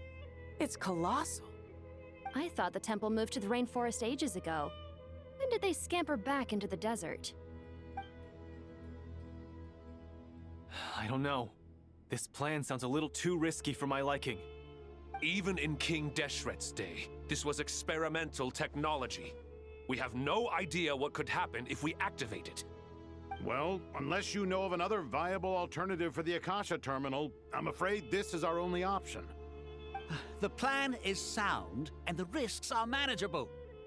However, if we are to proceed, we must act quickly. The scale of this project is enormous. Even with Kaveh, Faruzan, and every other scholar of mechanics working on it full-time, the proposed modifications won't happen overnight.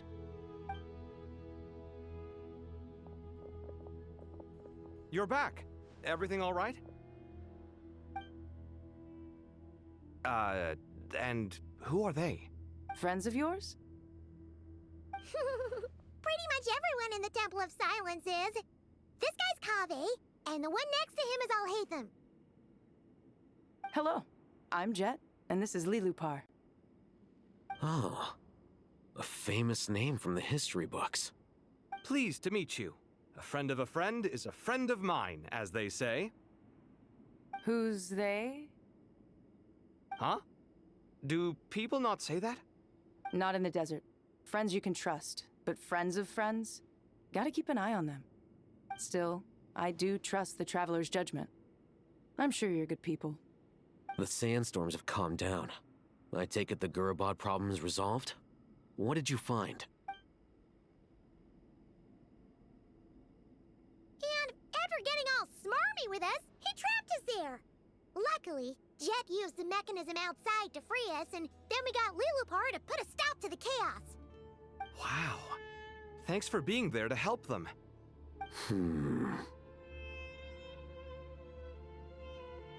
So, this mystery man openly admitted that he was merely a Harbinger subordinate. Yeah? Is there something weird about that?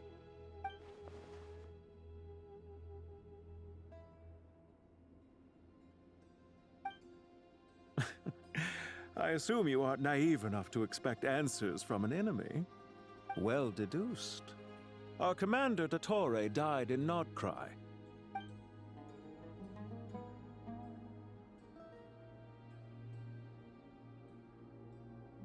Are you wondering about his true identity? Or do you think there's a big conspiracy behind all this? I wouldn't go as far as to call it a conspiracy. Just the simple fact that having someone to shift the blame on tends to prove useful, should trouble come knocking later. The most important thing for now is to solve the immediate problem. Perhaps that man knew you wouldn't have the resources to investigate his background and so didn't put much effort into disguising himself. This is all getting a little cryptic for me. I'll let you guys talk while I take a walk with Lilupar. Jet? Aren't you with the Blazing Beasts? What a coincidence. Didn't expect to run into you here. We're mercs. You can run into us anywhere. Who's this with you? So, did you find the solution you were looking for in the Temple of Silence? You bet we did. This place is incredible. It has everything. So far, we've discussed a plan and verified its feasibility. Building a new system from scratch is out of the question.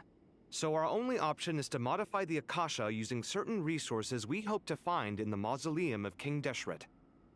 According to certain sources in the Temple of Silence, there is a core device in King Deshret's mausoleum known as Aru. Little is known about this device in academic circles, which suggests it was hidden quite effectively.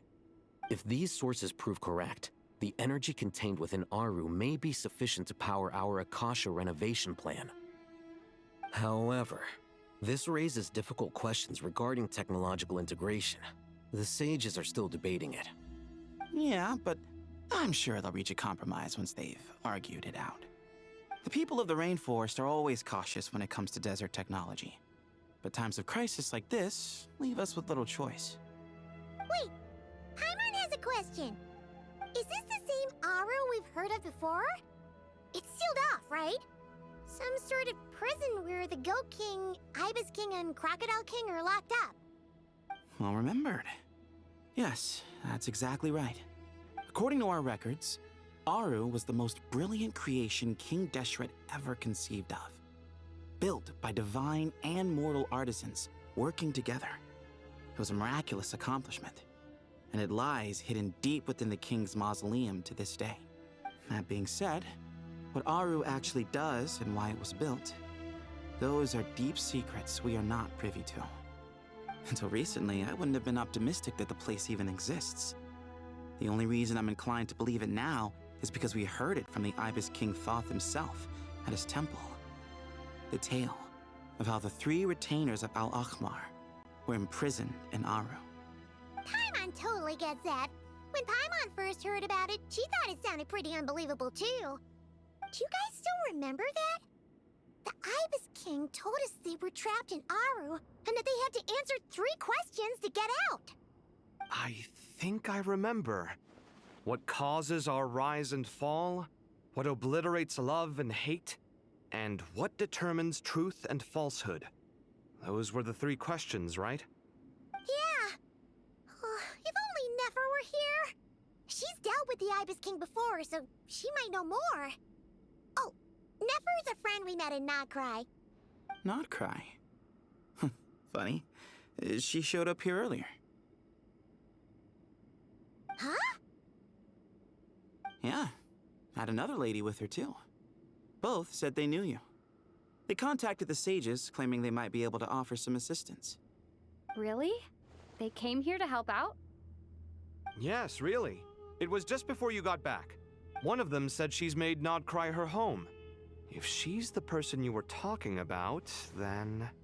Looks like betting on Aru was the right choice. See? They're right over there. Nicole! Nefer! Why, hello! We're here to help.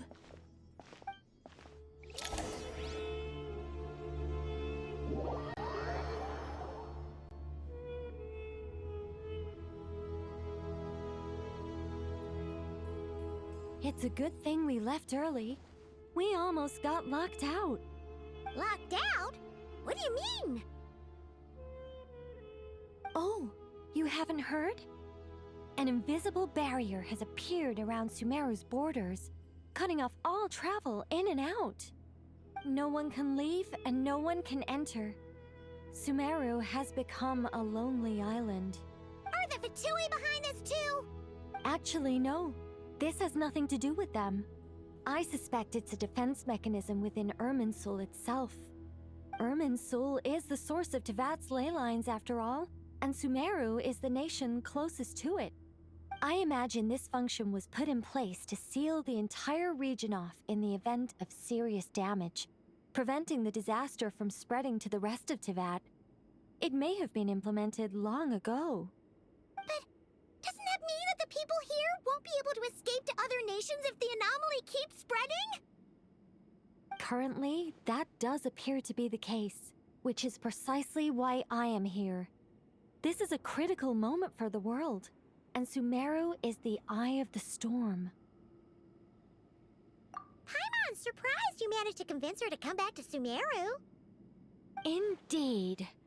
Even for someone of my wisdom and eloquence, this tested my skills to the limit. And why should it concern me that Sumeru's in trouble? Surely you don't think I still have feelings for that place? Judging by your tone, I suppose you don't. Sounds like you don't know much about my past. And here I thought you knew everything. All I know is that the Ibis King is the source of your power. He was quite a prominent moon envoy once upon a time, so I do know a thing or two about him. As for your past, I have ways to learn the full story if I wish to. But everyone has secrets they'd rather keep to themselves, wouldn't you say? I'm glad you see it that way, Miss Nicole. I've chosen to call nodkrai home, which is why I did my part in its hour of need. That doesn't mean world savings become a habit with me. I have no particular desire to play hero in Sumeru, thank you. I understand. Human emotions do not appear and disappear without cause. There is always a reason to be found behind both salvation and destruction. Still, if time has taught me anything, it's that human emotions are often complex and in conflict. That's why people change their minds about things all the time.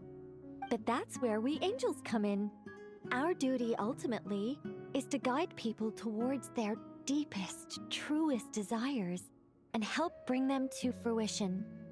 So I wish to hear about your past, because I do not believe you are motivated by hatred alone. And if we still arrive at different conclusions in the end, that's okay.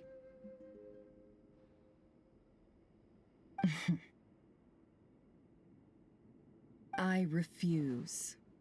Wait, what? But I set the atmosphere and everything. Isn't this supposed to be the moment when we finally open up to one another? Is it? Maybe I'm not so good at reading the atmosphere. You're right, Nicole. There's more to me than just hatred. Had it consumed me, I'd be left stuck in the past forever, never living in the present. But I don't think that your guidance can change my mind.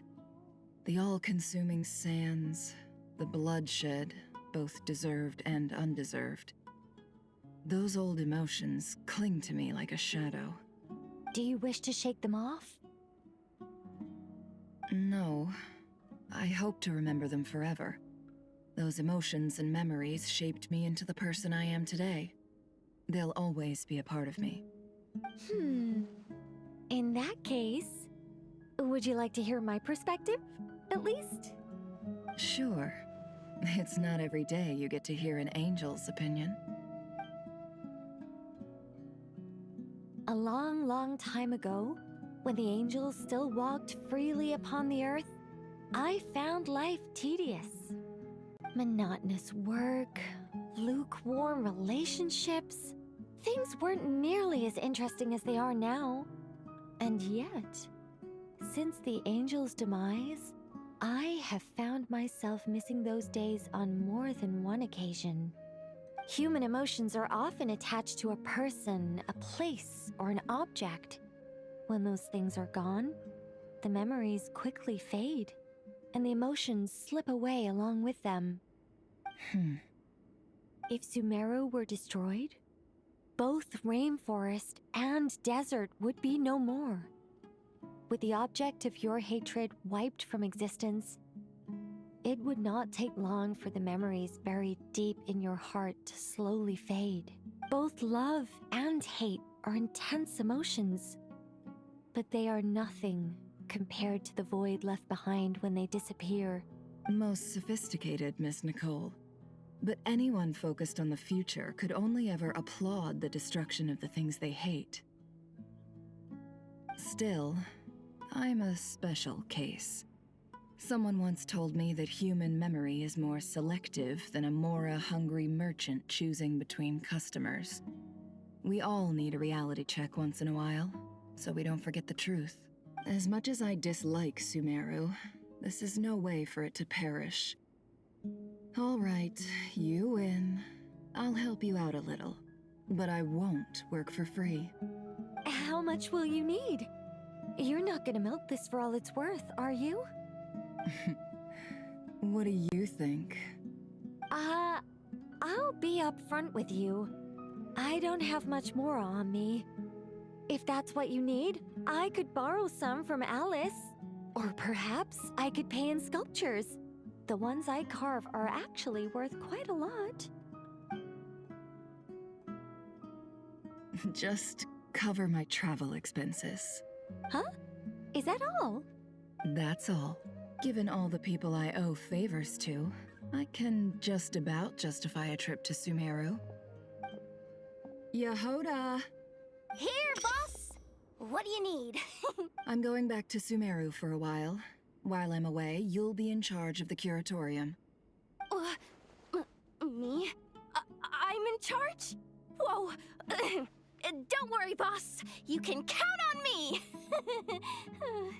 And that was how the ingenious Angel Nicole brought you the perfect person for the job in your hour of need. Hip hip hooray! That was far more detailed than necessary. Not lacking in embellishment either. I never thought I'd return. Especially not the desert. But life doesn't always go as planned, I suppose. What's Candace up to? I don't think I've seen her yet. She is still taking care of things in our village. Should be joining us before too long.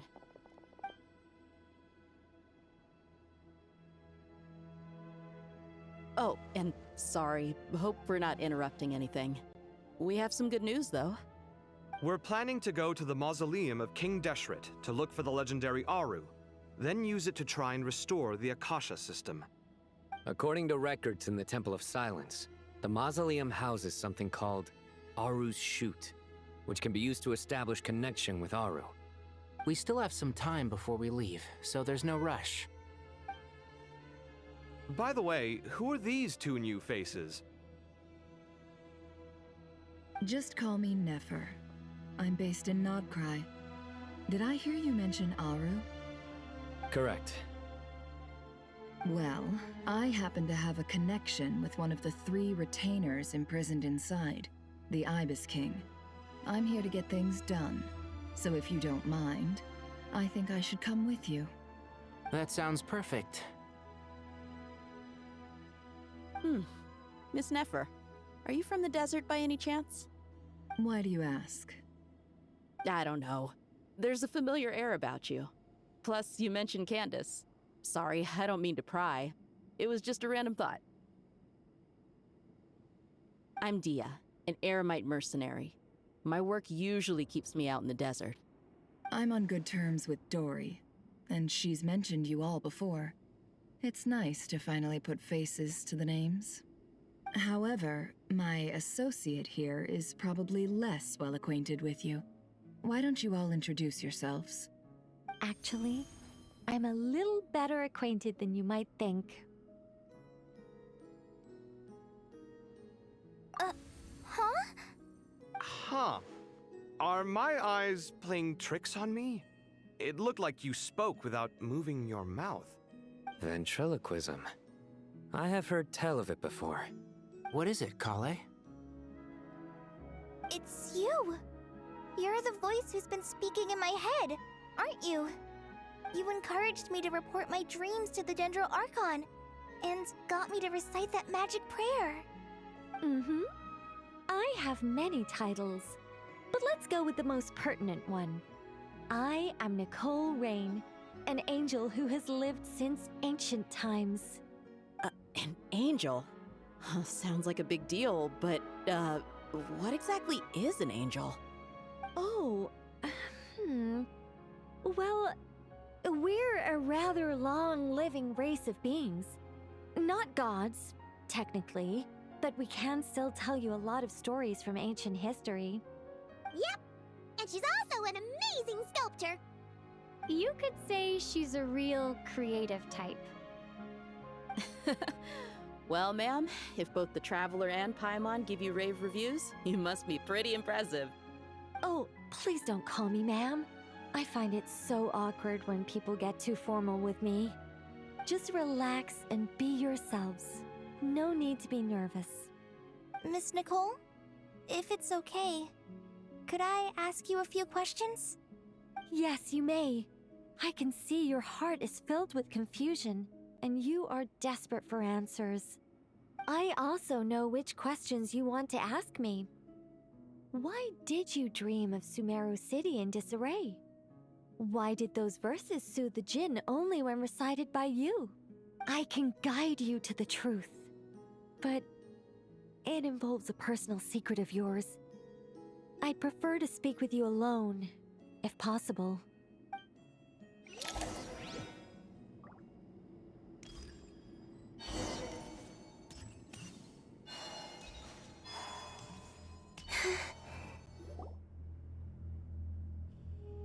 I thought we were going to speak alone. This is a lot more people than I was expecting. What's wrong with it? Even the doctors at Dar al-Shifa allow patients to be accompanied by family members. Well, if Kale doesn't mind her secret being revealed, I have no problem with it. Thanks for being so considerate, Miss Nicole. I don't know what secret you mean, but whatever it is, there's no need for me to hide it from my closest friends. Closest friends? It's so nice to hear that. All right. In that case, I'll get right to it. Kale, are you aware that there are god remains inside your body? I am. When I was young, I got sick with Elazar. Nothing could cure it. The Fatui convinced my mom and dad that they could help, and I was sent to an unfamiliar place. There were a lot of other kids just like me there. This creepy guy injected us with some strange medicine, which I heard contained god remains. I can still remember the pain like it was yesterday. But thanks to the friends who've stuck by me all this time, I've gradually been able to overcome those memories. Anyway, so you're saying that what happened to me has something to do with the god remains they injected me with? Yes. Those were the remains of Nabu Malikata, the goddess of flowers. What? Huh. Fascinating. You don't seem surprised like the rest of us. Why? The possibility crossed my mind when Kale recited the Goddess of Flowers song and calmed the Jinn. You made Paimon jump! What are you doing here, Lilupar? I was merely passing through when I heard the name of the Goddess of Flowers. Be assured that I share your surprise. You, with the hat. Are you certain? I sense no trace of the Lord of Flowers within her. Well, it is a very small fragment. Unless special methods are used to manifest its power, even her closest acquaintances would find it near impossible to detect. After the goddess passed away, her remains were scattered across the desert.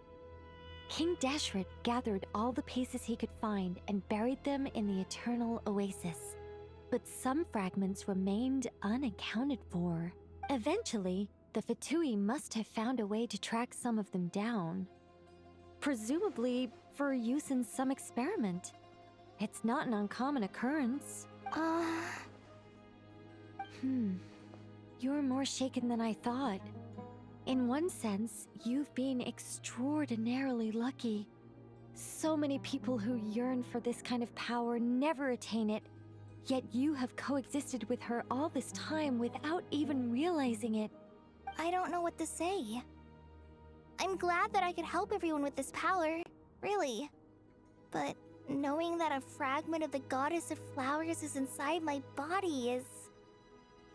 it's a strange feeling. Well, people value their autonomy very highly. Even a well-intentioned intruder can shake one's sense of self. I understand how you feel, Kale. But once you get used to it, you'll find it's nothing to be concerned about. Huh. I guess you, of all people, have a good reason to speak on this. 2 good reasons, in fact. Incidentally, 3 is the maximum number of Hermanubis' Ba fragments that I could bear. Let me guess. Because 2's company, but 3's a crowd? Thanks for helping to explain the joke, Tighnari. Not my intention. Goddess preserve me. I should take my leave. This boy in his wolf's head hat speaks much too differently from the Hermanubis I remember.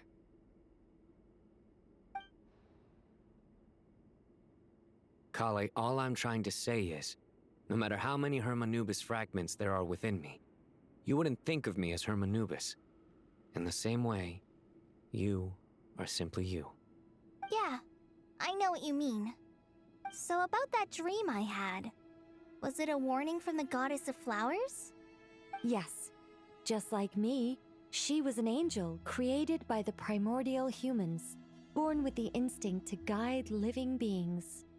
Though her body and soul have perished, her essence retains its natural instincts. Even her smallest remaining fragments would do their utmost to send you that warning. The Mother of Dreams? Lord of flowers and oases? She must have had a premonition. That is why she gave that dream to you. We won't let our efforts go to waste. But I still don't understand. Why me? Yes. Why indeed? You weren't the only one injected with god remains, but only in you have her fragments persisted. I suspect it may be because of the firm will you showed in the face of suffering. She was likely assimilated by that will. Of course, this doesn't mean you have to shoulder any extra responsibility. As this young man said, you are who you are, and that will not change. All right, any further questions from the family members of the patient? If not, we should head to the mausoleum of King Deshret. Let's move out. Time to put our plan into action. We all hope it'll work. But will we really be able to open Aru? And even if all 7 pillars of King Deshret agree to let us proceed, the scale of the work to follow is daunting, to say the least. Haven't you handled other big projects before? I mean, the biggest project I've worked on to date is probably the Palace of Alcazarzaray, I guess? But this is orders of magnitude beyond that. It's a total nightmare. Look on the bright side. At least this time you're actually here when Sumeru needs you most. You won't have to come asking me for details after the fact. Mock me all you want. But now that I'm here, things will be resolved far more quickly and smoothly than last time. Kave's self-doubt disappeared in an instant. Like magic. Well, this confidence is most gladdening. Now, go and pack your things. We'll head to the mausoleum as soon as you're ready.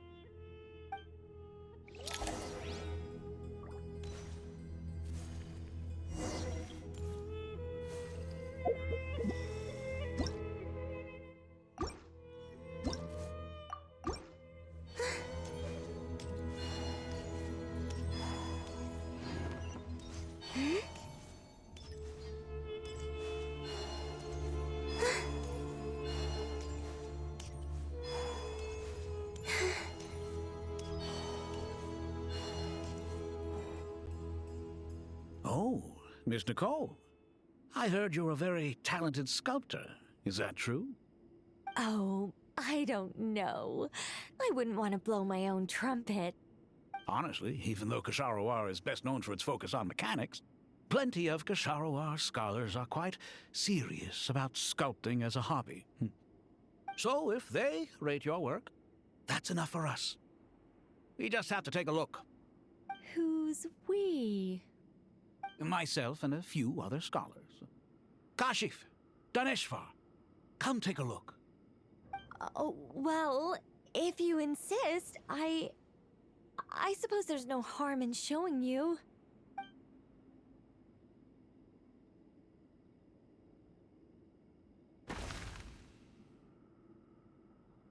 Whoa!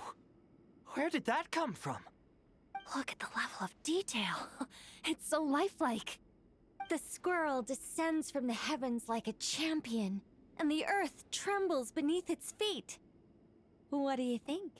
Striking, isn't it? Kaveh? Kaveh, come here for a sec. Oh, and Madame Farazan, didn't you used to study in our darshan? Come take a look. All right, but hang on a moment. I have to finish reviewing this proposal first. You called? What is it, youngster? This squirrel statue.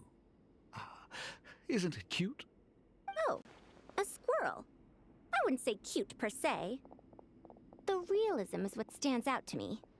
Were you trying to carve a statue of a hero, young lady? Oh, a hero? I suppose so. Actually, I didn't really have a specific theme in mind. I just started working on it, and this is how it turned out. I see.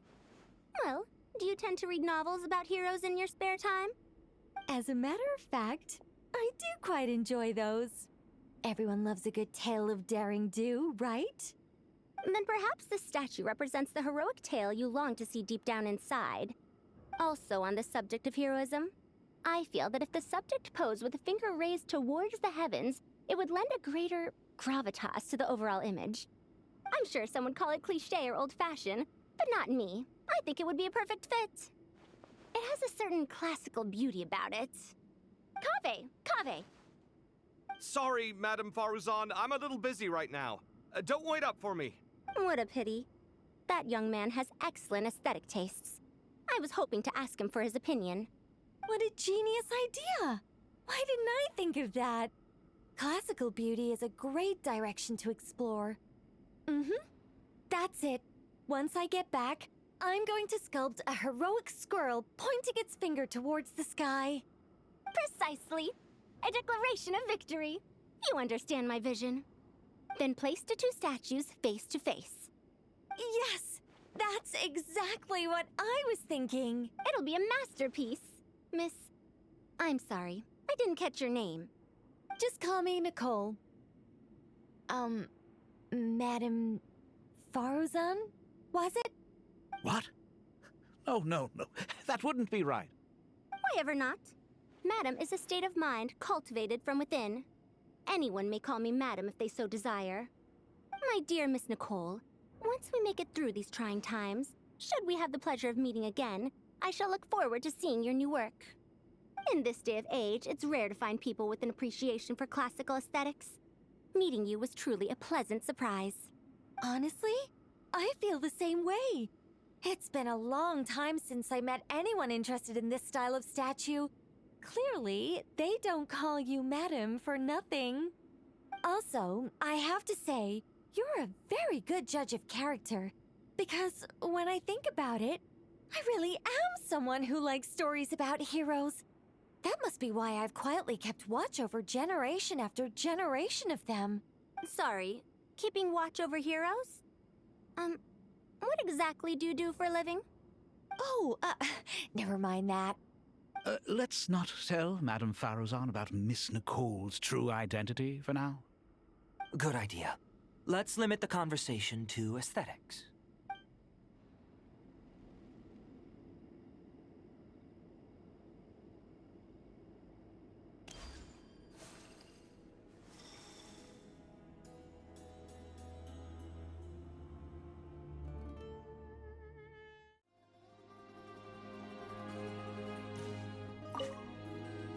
Let's not tell Madame Faruzan about Miss Nicole's true identity for now.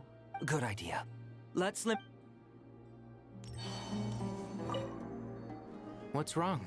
You look a little depressed. Kale got a fragment of the goddess of flowers, and all I got was one of the 7 pillars who served under King Deshret. I lost out, didn't I? That's what you're upset about? You're such a child.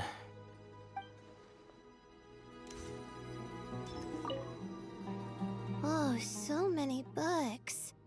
More than I could ever read in my life. But I've learned a lot that the textbooks could never teach me. I never realized that people in the distant past thought about some of the same questions we ponder today.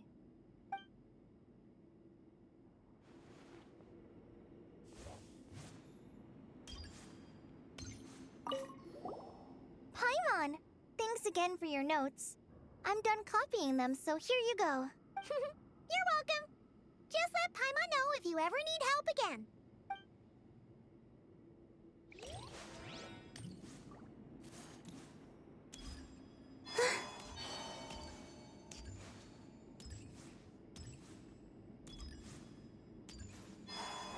Good to finally meet you in the flesh. It's a little surreal seeing you here after exchanging letters for so long. Sounds like you have some history then? Any budding mercenary group needs a steady supply of intel. They, in turn, can prove an exceptional source of the same. The Curatorium of Secrets is happy to cooperate with friends from all over the world. If you're interested, you'd be very welcome to join our network too, Miss Dia. Can't say no to a solid partnership, especially out here in the desert. Having intel can mean the difference between life and death. But cooperation's built on mutual trust, and there isn't much contact between the desert and Nodkrai. So I'm guessing you reached out to Jet first, Miss Nefer? What's behind your interest in the desert? Nostalgia? Or is there someone you're looking to take care of? Let's put all our cards on the table first. Things will go more smoothly that way. I like your style, Flame Mane. Actually, I had this same discussion with Jet before we started working together. To be clear, I have no intention of using you for any ulterior motives. And I have no enemies in the desert as things stand now. Were that to change, I wouldn't drag outsiders into a conflict that doesn't concern them. There's no point in doing certain things if you don't do them yourself. Wouldn't you agree? Well said. Taking responsibility for one's own affairs is the way of the desert folk. Huh. It's like you're one of us. You sure that's a compliment? Absolutely. I'll take it. Perhaps we can discuss our cooperation in more detail now? Sure. I love working with no-nonsense people. And you certainly fit that description. I look forward to a fruitful partnership. As do I, my friends.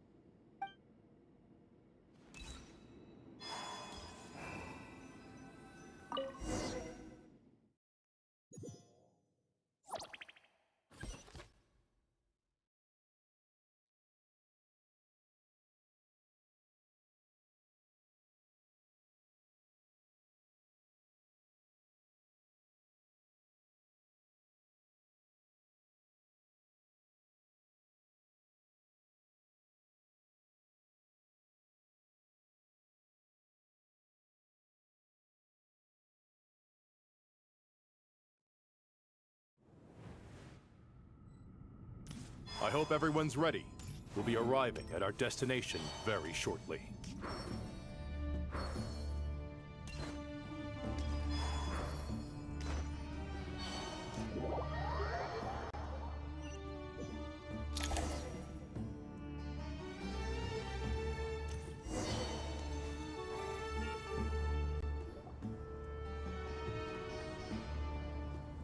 Why, we've not seen so many visitors ever, really.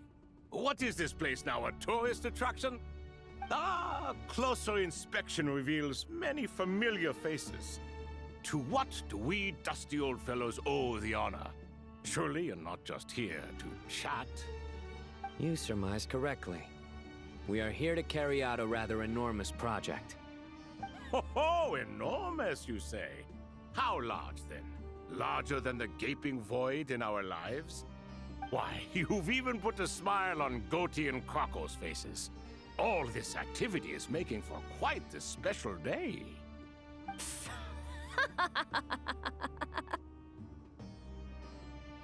I know that laugh. Lilipar? What on earth are you doing here? Oh, this is hilarious. Turns out good things really do come to those who wait. As long as you stay alive long enough. When did you three get locked up in here? And still you act all high and mighty, putting on a show for the younglings. Truly hysterical. Why, you... Yes, I know. No need to shout. You're right, Lilipar.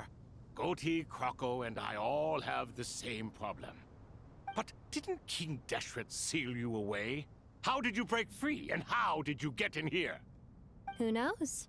Perhaps you can ask my master one day, should you ever get the chance. Behold, the executioners of old. Some have turned into fragments residing in human bodies, and others are imprisoned eternally, leaving not a single shard behind. It's almost tragic, watching lowly prisoners like you act all self-important. Curiosity gnaws at you, doesn't it? Your interest in the outside world threatens to burst you at the seams. I'm starting to take a liking to this magic bottle lady. Time is of the essence. Let's get down to business. We come to you, O three ancient lords, to request your assistance on behalf of the Academia.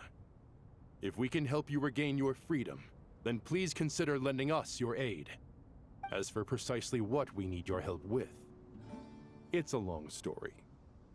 So, to demonstrate our sincerity, we are prepared to first resolve the problems that plague the three of you. All right, stop arguing, Croco. And Goatee, don't you start. What's the harm in letting her speak? It's not worth getting so angry about. Forget about her. The 3 questions are the crucial thing here. But do you really have a way to answer them? You once answered the final question, Nefer, but the seal did not open. Unless, with the passage of time, you have found a new answer? You could say so. When you first asked me what determines truth and falsehood, my answer was a liar's soul. Liars are the best at seeing through the falsehoods of the world. But if you want them to tell you the truth, you have to reach their soul. I think that makes sense. I found it quite compelling myself, and I told Nefer so. Unfortunately, it brought us no closer to liberation. Well, that's simply because it was my answer, not the one King Deshret was looking for. Can you guess which answer Al-Ahmar wanted then? Time. And that's not only the answer to the final question, it's the answer to all 3 of them. All things wax and wane with the passage of time.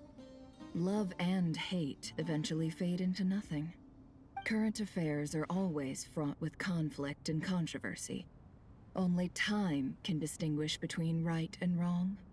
You once described King Deshret as a proud man. I'd say that the prouder someone is, the more inclined they are to believe that only time is qualified to be their judge. Time. Well. Indeed.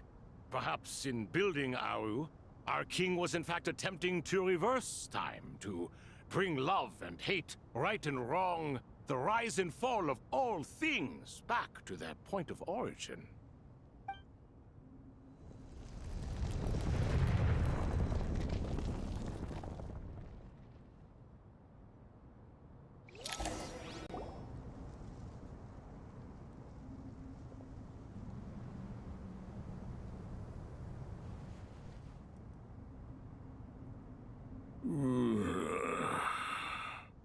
This is the most eventful day I have experienced in a long time. You have my sincere gratitude. Are those 3 of the 7 pillars? Turns out the statues were quite faithful to the source. You 3 seem to be in good spirits. Prison can help a person grow and learn to cherish what they have. Nevertheless, after everything you've done for me, I sincerely hope you never have to experience it for yourself. Hello, Nefer. It's good to see you, Thoth, the Ibis King. Nice. Definitely puts my mind at ease, seeing you 2 getting along so well. Should we maybe introduce ourselves, or... Sure. I'm Sethos, the current leader of the Temple of Silence. This is General Mahamatra Sino, and this is the former Spantamot sage, Cyrus. But I'm guessing none of that means a whole lot to you. Everything is equally new to us, in truth. We've been gone from this mortal world for longer than you can imagine. Let's hold off on the introductions for now. We can always ask Nefer about you later. It'll give me something to talk about with my chosen disciple. You're like a helpless parrot. Gods and people of yore are not necessarily welcome in today's world. Self-awareness is one of my finest qualities. I thought I ought to share its fruits with you 2. Is that so? Well, I think we'll take it in stride, just as we did with the 3 questions. Let's not forget, it was my persistence that won you both your freedom. Fair point. I have to applaud your persistence. And I must praise you for your wisdom. Now, state your wishes, young ones. I'm sorry? Why, your tremendous accomplishments deserve a reward, do they not? You must let us do something for you in return. General Mahamatra, what do you think? I won't beat around the bush. Sumeru is facing a crisis the likes of which have never been seen before. And we need your help. Every calamity throughout the ages has been connected to us in one way or another, whether we were its cause or consequence. Whatever is wrong with Irminsul, it severely affected the Dendro-Archon. She fell into a coma, and is currently receiving treatment from the Dendro Dragon. The Dendro Dragon? I'm sorry, the Dendro Dragon is helping to heal the Dendro Archon? Not a pep, surely. Not vicious, cruel a pep who possesses no virtues aside from her basic instincts. Ah, good heavens. Oh, I shudder to think what could have caused Lesser Lord Kusanali to suffer such a plight. Still, why would the Dendro Dragon lend you her aid? She has always held nothing but contempt for the Archons.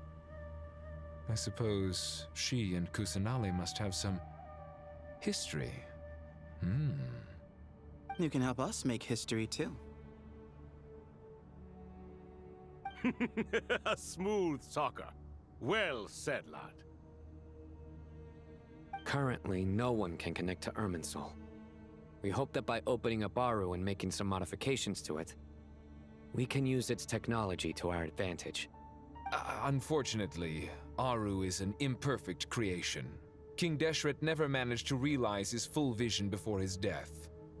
Much remains to be done if it is to be pitted against Irminsul itself. Besides, I hear your reasons, but to give Aru up over such would be... The archaeological records clearly indicate that although Aru's construction took a long time, it was not beyond human means to achieve. Modern technology should solve the efficiency issues. We have no choice but to go all in on this. This is by no means a threat. But the only reason we helped you escape from Aru was to gain the necessary leverage to negotiate with you. You asked us to state our wishes, and we have. Each one of us here needs your help, as do all the thousands of people living in Sumeru. They need you, and they need Aru. What do we think, my fellow old fogies? Shall we lend our support or not? Since you ask so nicely, naturally. Naturally what? Are you for or against? I simply mean we shall do what comes naturally. You claim that you wish to open Aru. Know you then that the golden slumber created by King Deshret is preserved within? We do. We understand the risks involved. In all likelihood, the mortal world will never again be able to replicate King Deshret's work. Never will there be another chance to come so close to creating a utopia. Knowing this, are you sure of your decision? We are sure. Before people can dream, they must first live. If your minds are made up, very well. We shall summon our erstwhile colleagues to discuss this further.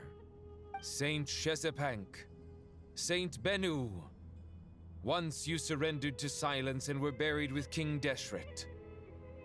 But now, we invoke the right to awaken you with our voices.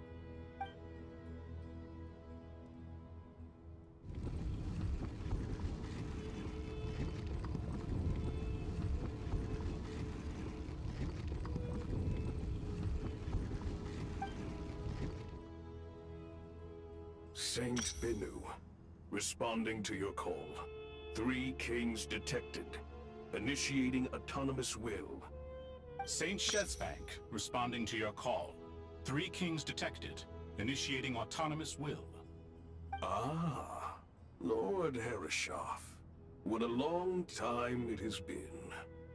I trust you are keeping well. Then your trust in my well-being has long outlived your physical body. You have always opened with that same phrase, in life, death, and now even beyond. Al-Akmar is long gone. What is the reason for this meeting? You're awake? Good. We are voting on whether to give the people of present-day Sumeru access to Aru and permit them to perform technological renovations. You have the right to support or oppose the motion. Aru is the pride of Al-Ahmar. Opening Aru requires the unanimous consent of the 7 pillars. I hope you have a convincing reason to present to us. Sumeru is currently in the midst of a major calamity. Let us not forget that while Al-Ahmar was a stern ruler, he was also a teacher of wisdom. A god without his people shall cease to exist, and King Deshret's greatest wish was to provide protection for his people.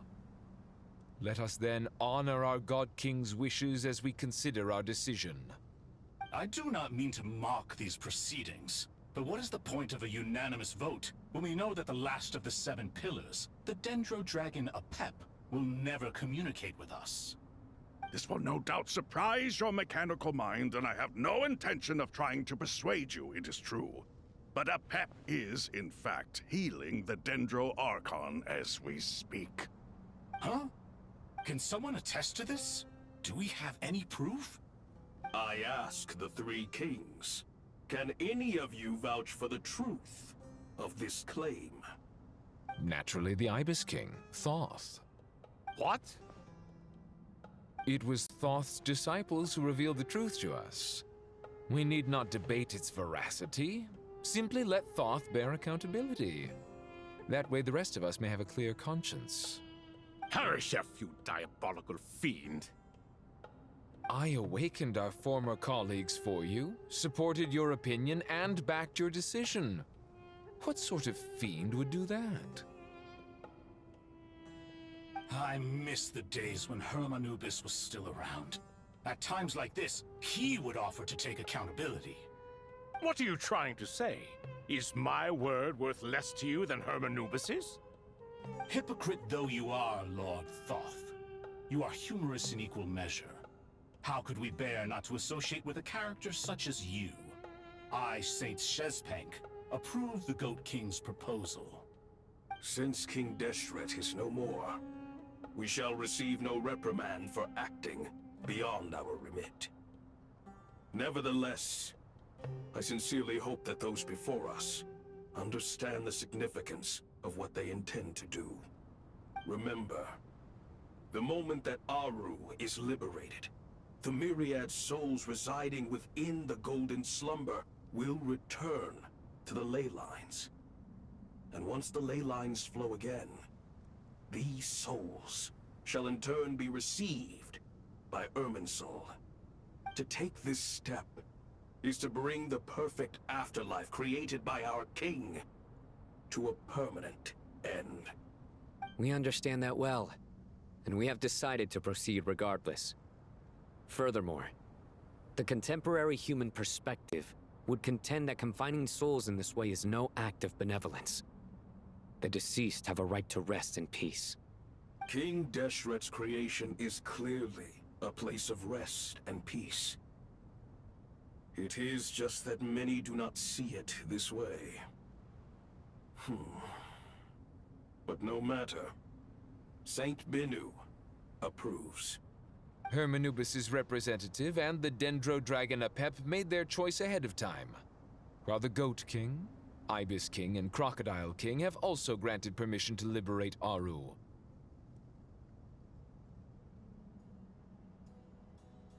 By the grace of His Majesty, guided by his wisdom and will, let the gates of Aru be reopened.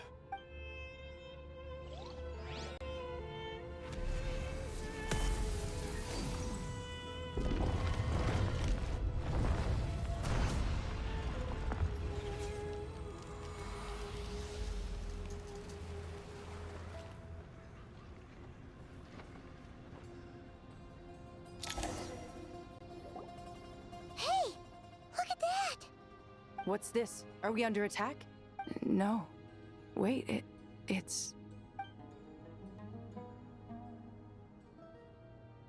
Here you are. Through the sands of time. I see you. Father. Father, is it really you? It's Chet's father, Jibriel! That's right! He entered the Golden Slumber, didn't he? I smell blood and sand on you. You've grown. Strong as a wild beast, and without shedding a tear. You have to leave, don't you? Please, just answer me this. What should I do for you? This meeting is a blessing from the gods. My soul, once imprisoned along with that of Semail, is finally free. I am truly grateful for the chance to see you again. That the dead should meet the living is itself a miracle. One brief, precious moment is enough.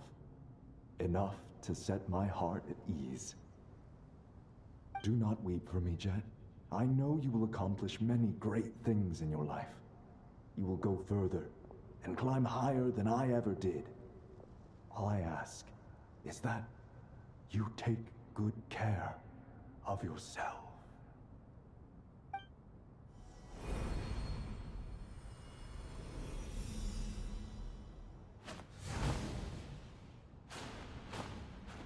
Father!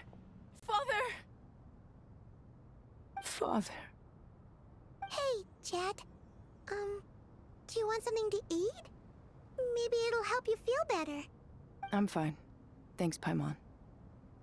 It was just a little sudden. The chance to see my father again meant the world to me. He was trapped in the golden slumber for our sake. And now, after all this time, he can finally rest in peace. I'm glad. It's a huge relief. You've grown strong, Jet. More than enough to fend for yourself. Yeah. I'll leave the past in my memory where it belongs. My family, the good times and the bad. Goodbye, Father.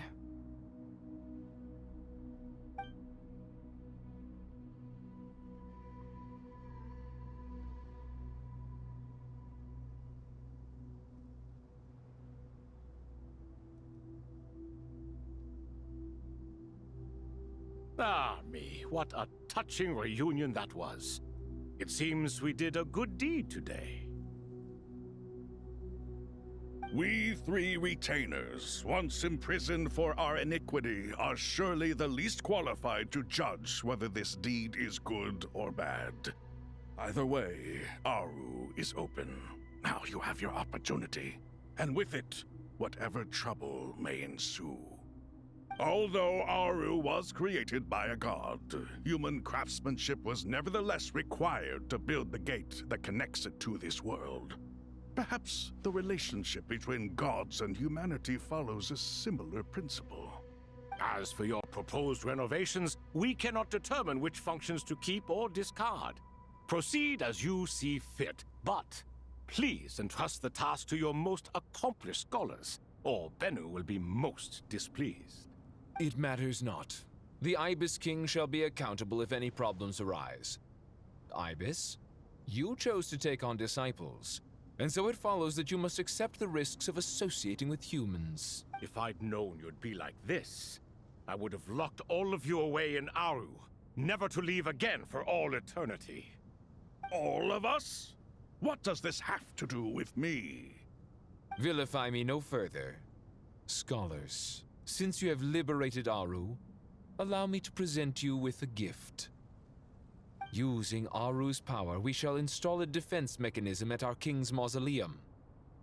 You must be guarded even against Irminsul itself. This shall afford you some convenience. Unseen and unheard. From this moment forth, none may by sight or hearing perceive anything said or done within the mausoleum. Amazing. And all this is achieved just with the power of Aru? With technology from the heavens, the possibilities are endless. Just because King Deshret did not use it for this purpose does not mean that it cannot be done.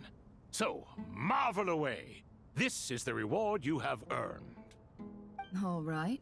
Well, that resolves the issue of confidentiality. What about the technical side? Do we have the manpower? Why, yes. I've already contacted them. They'll be here soon.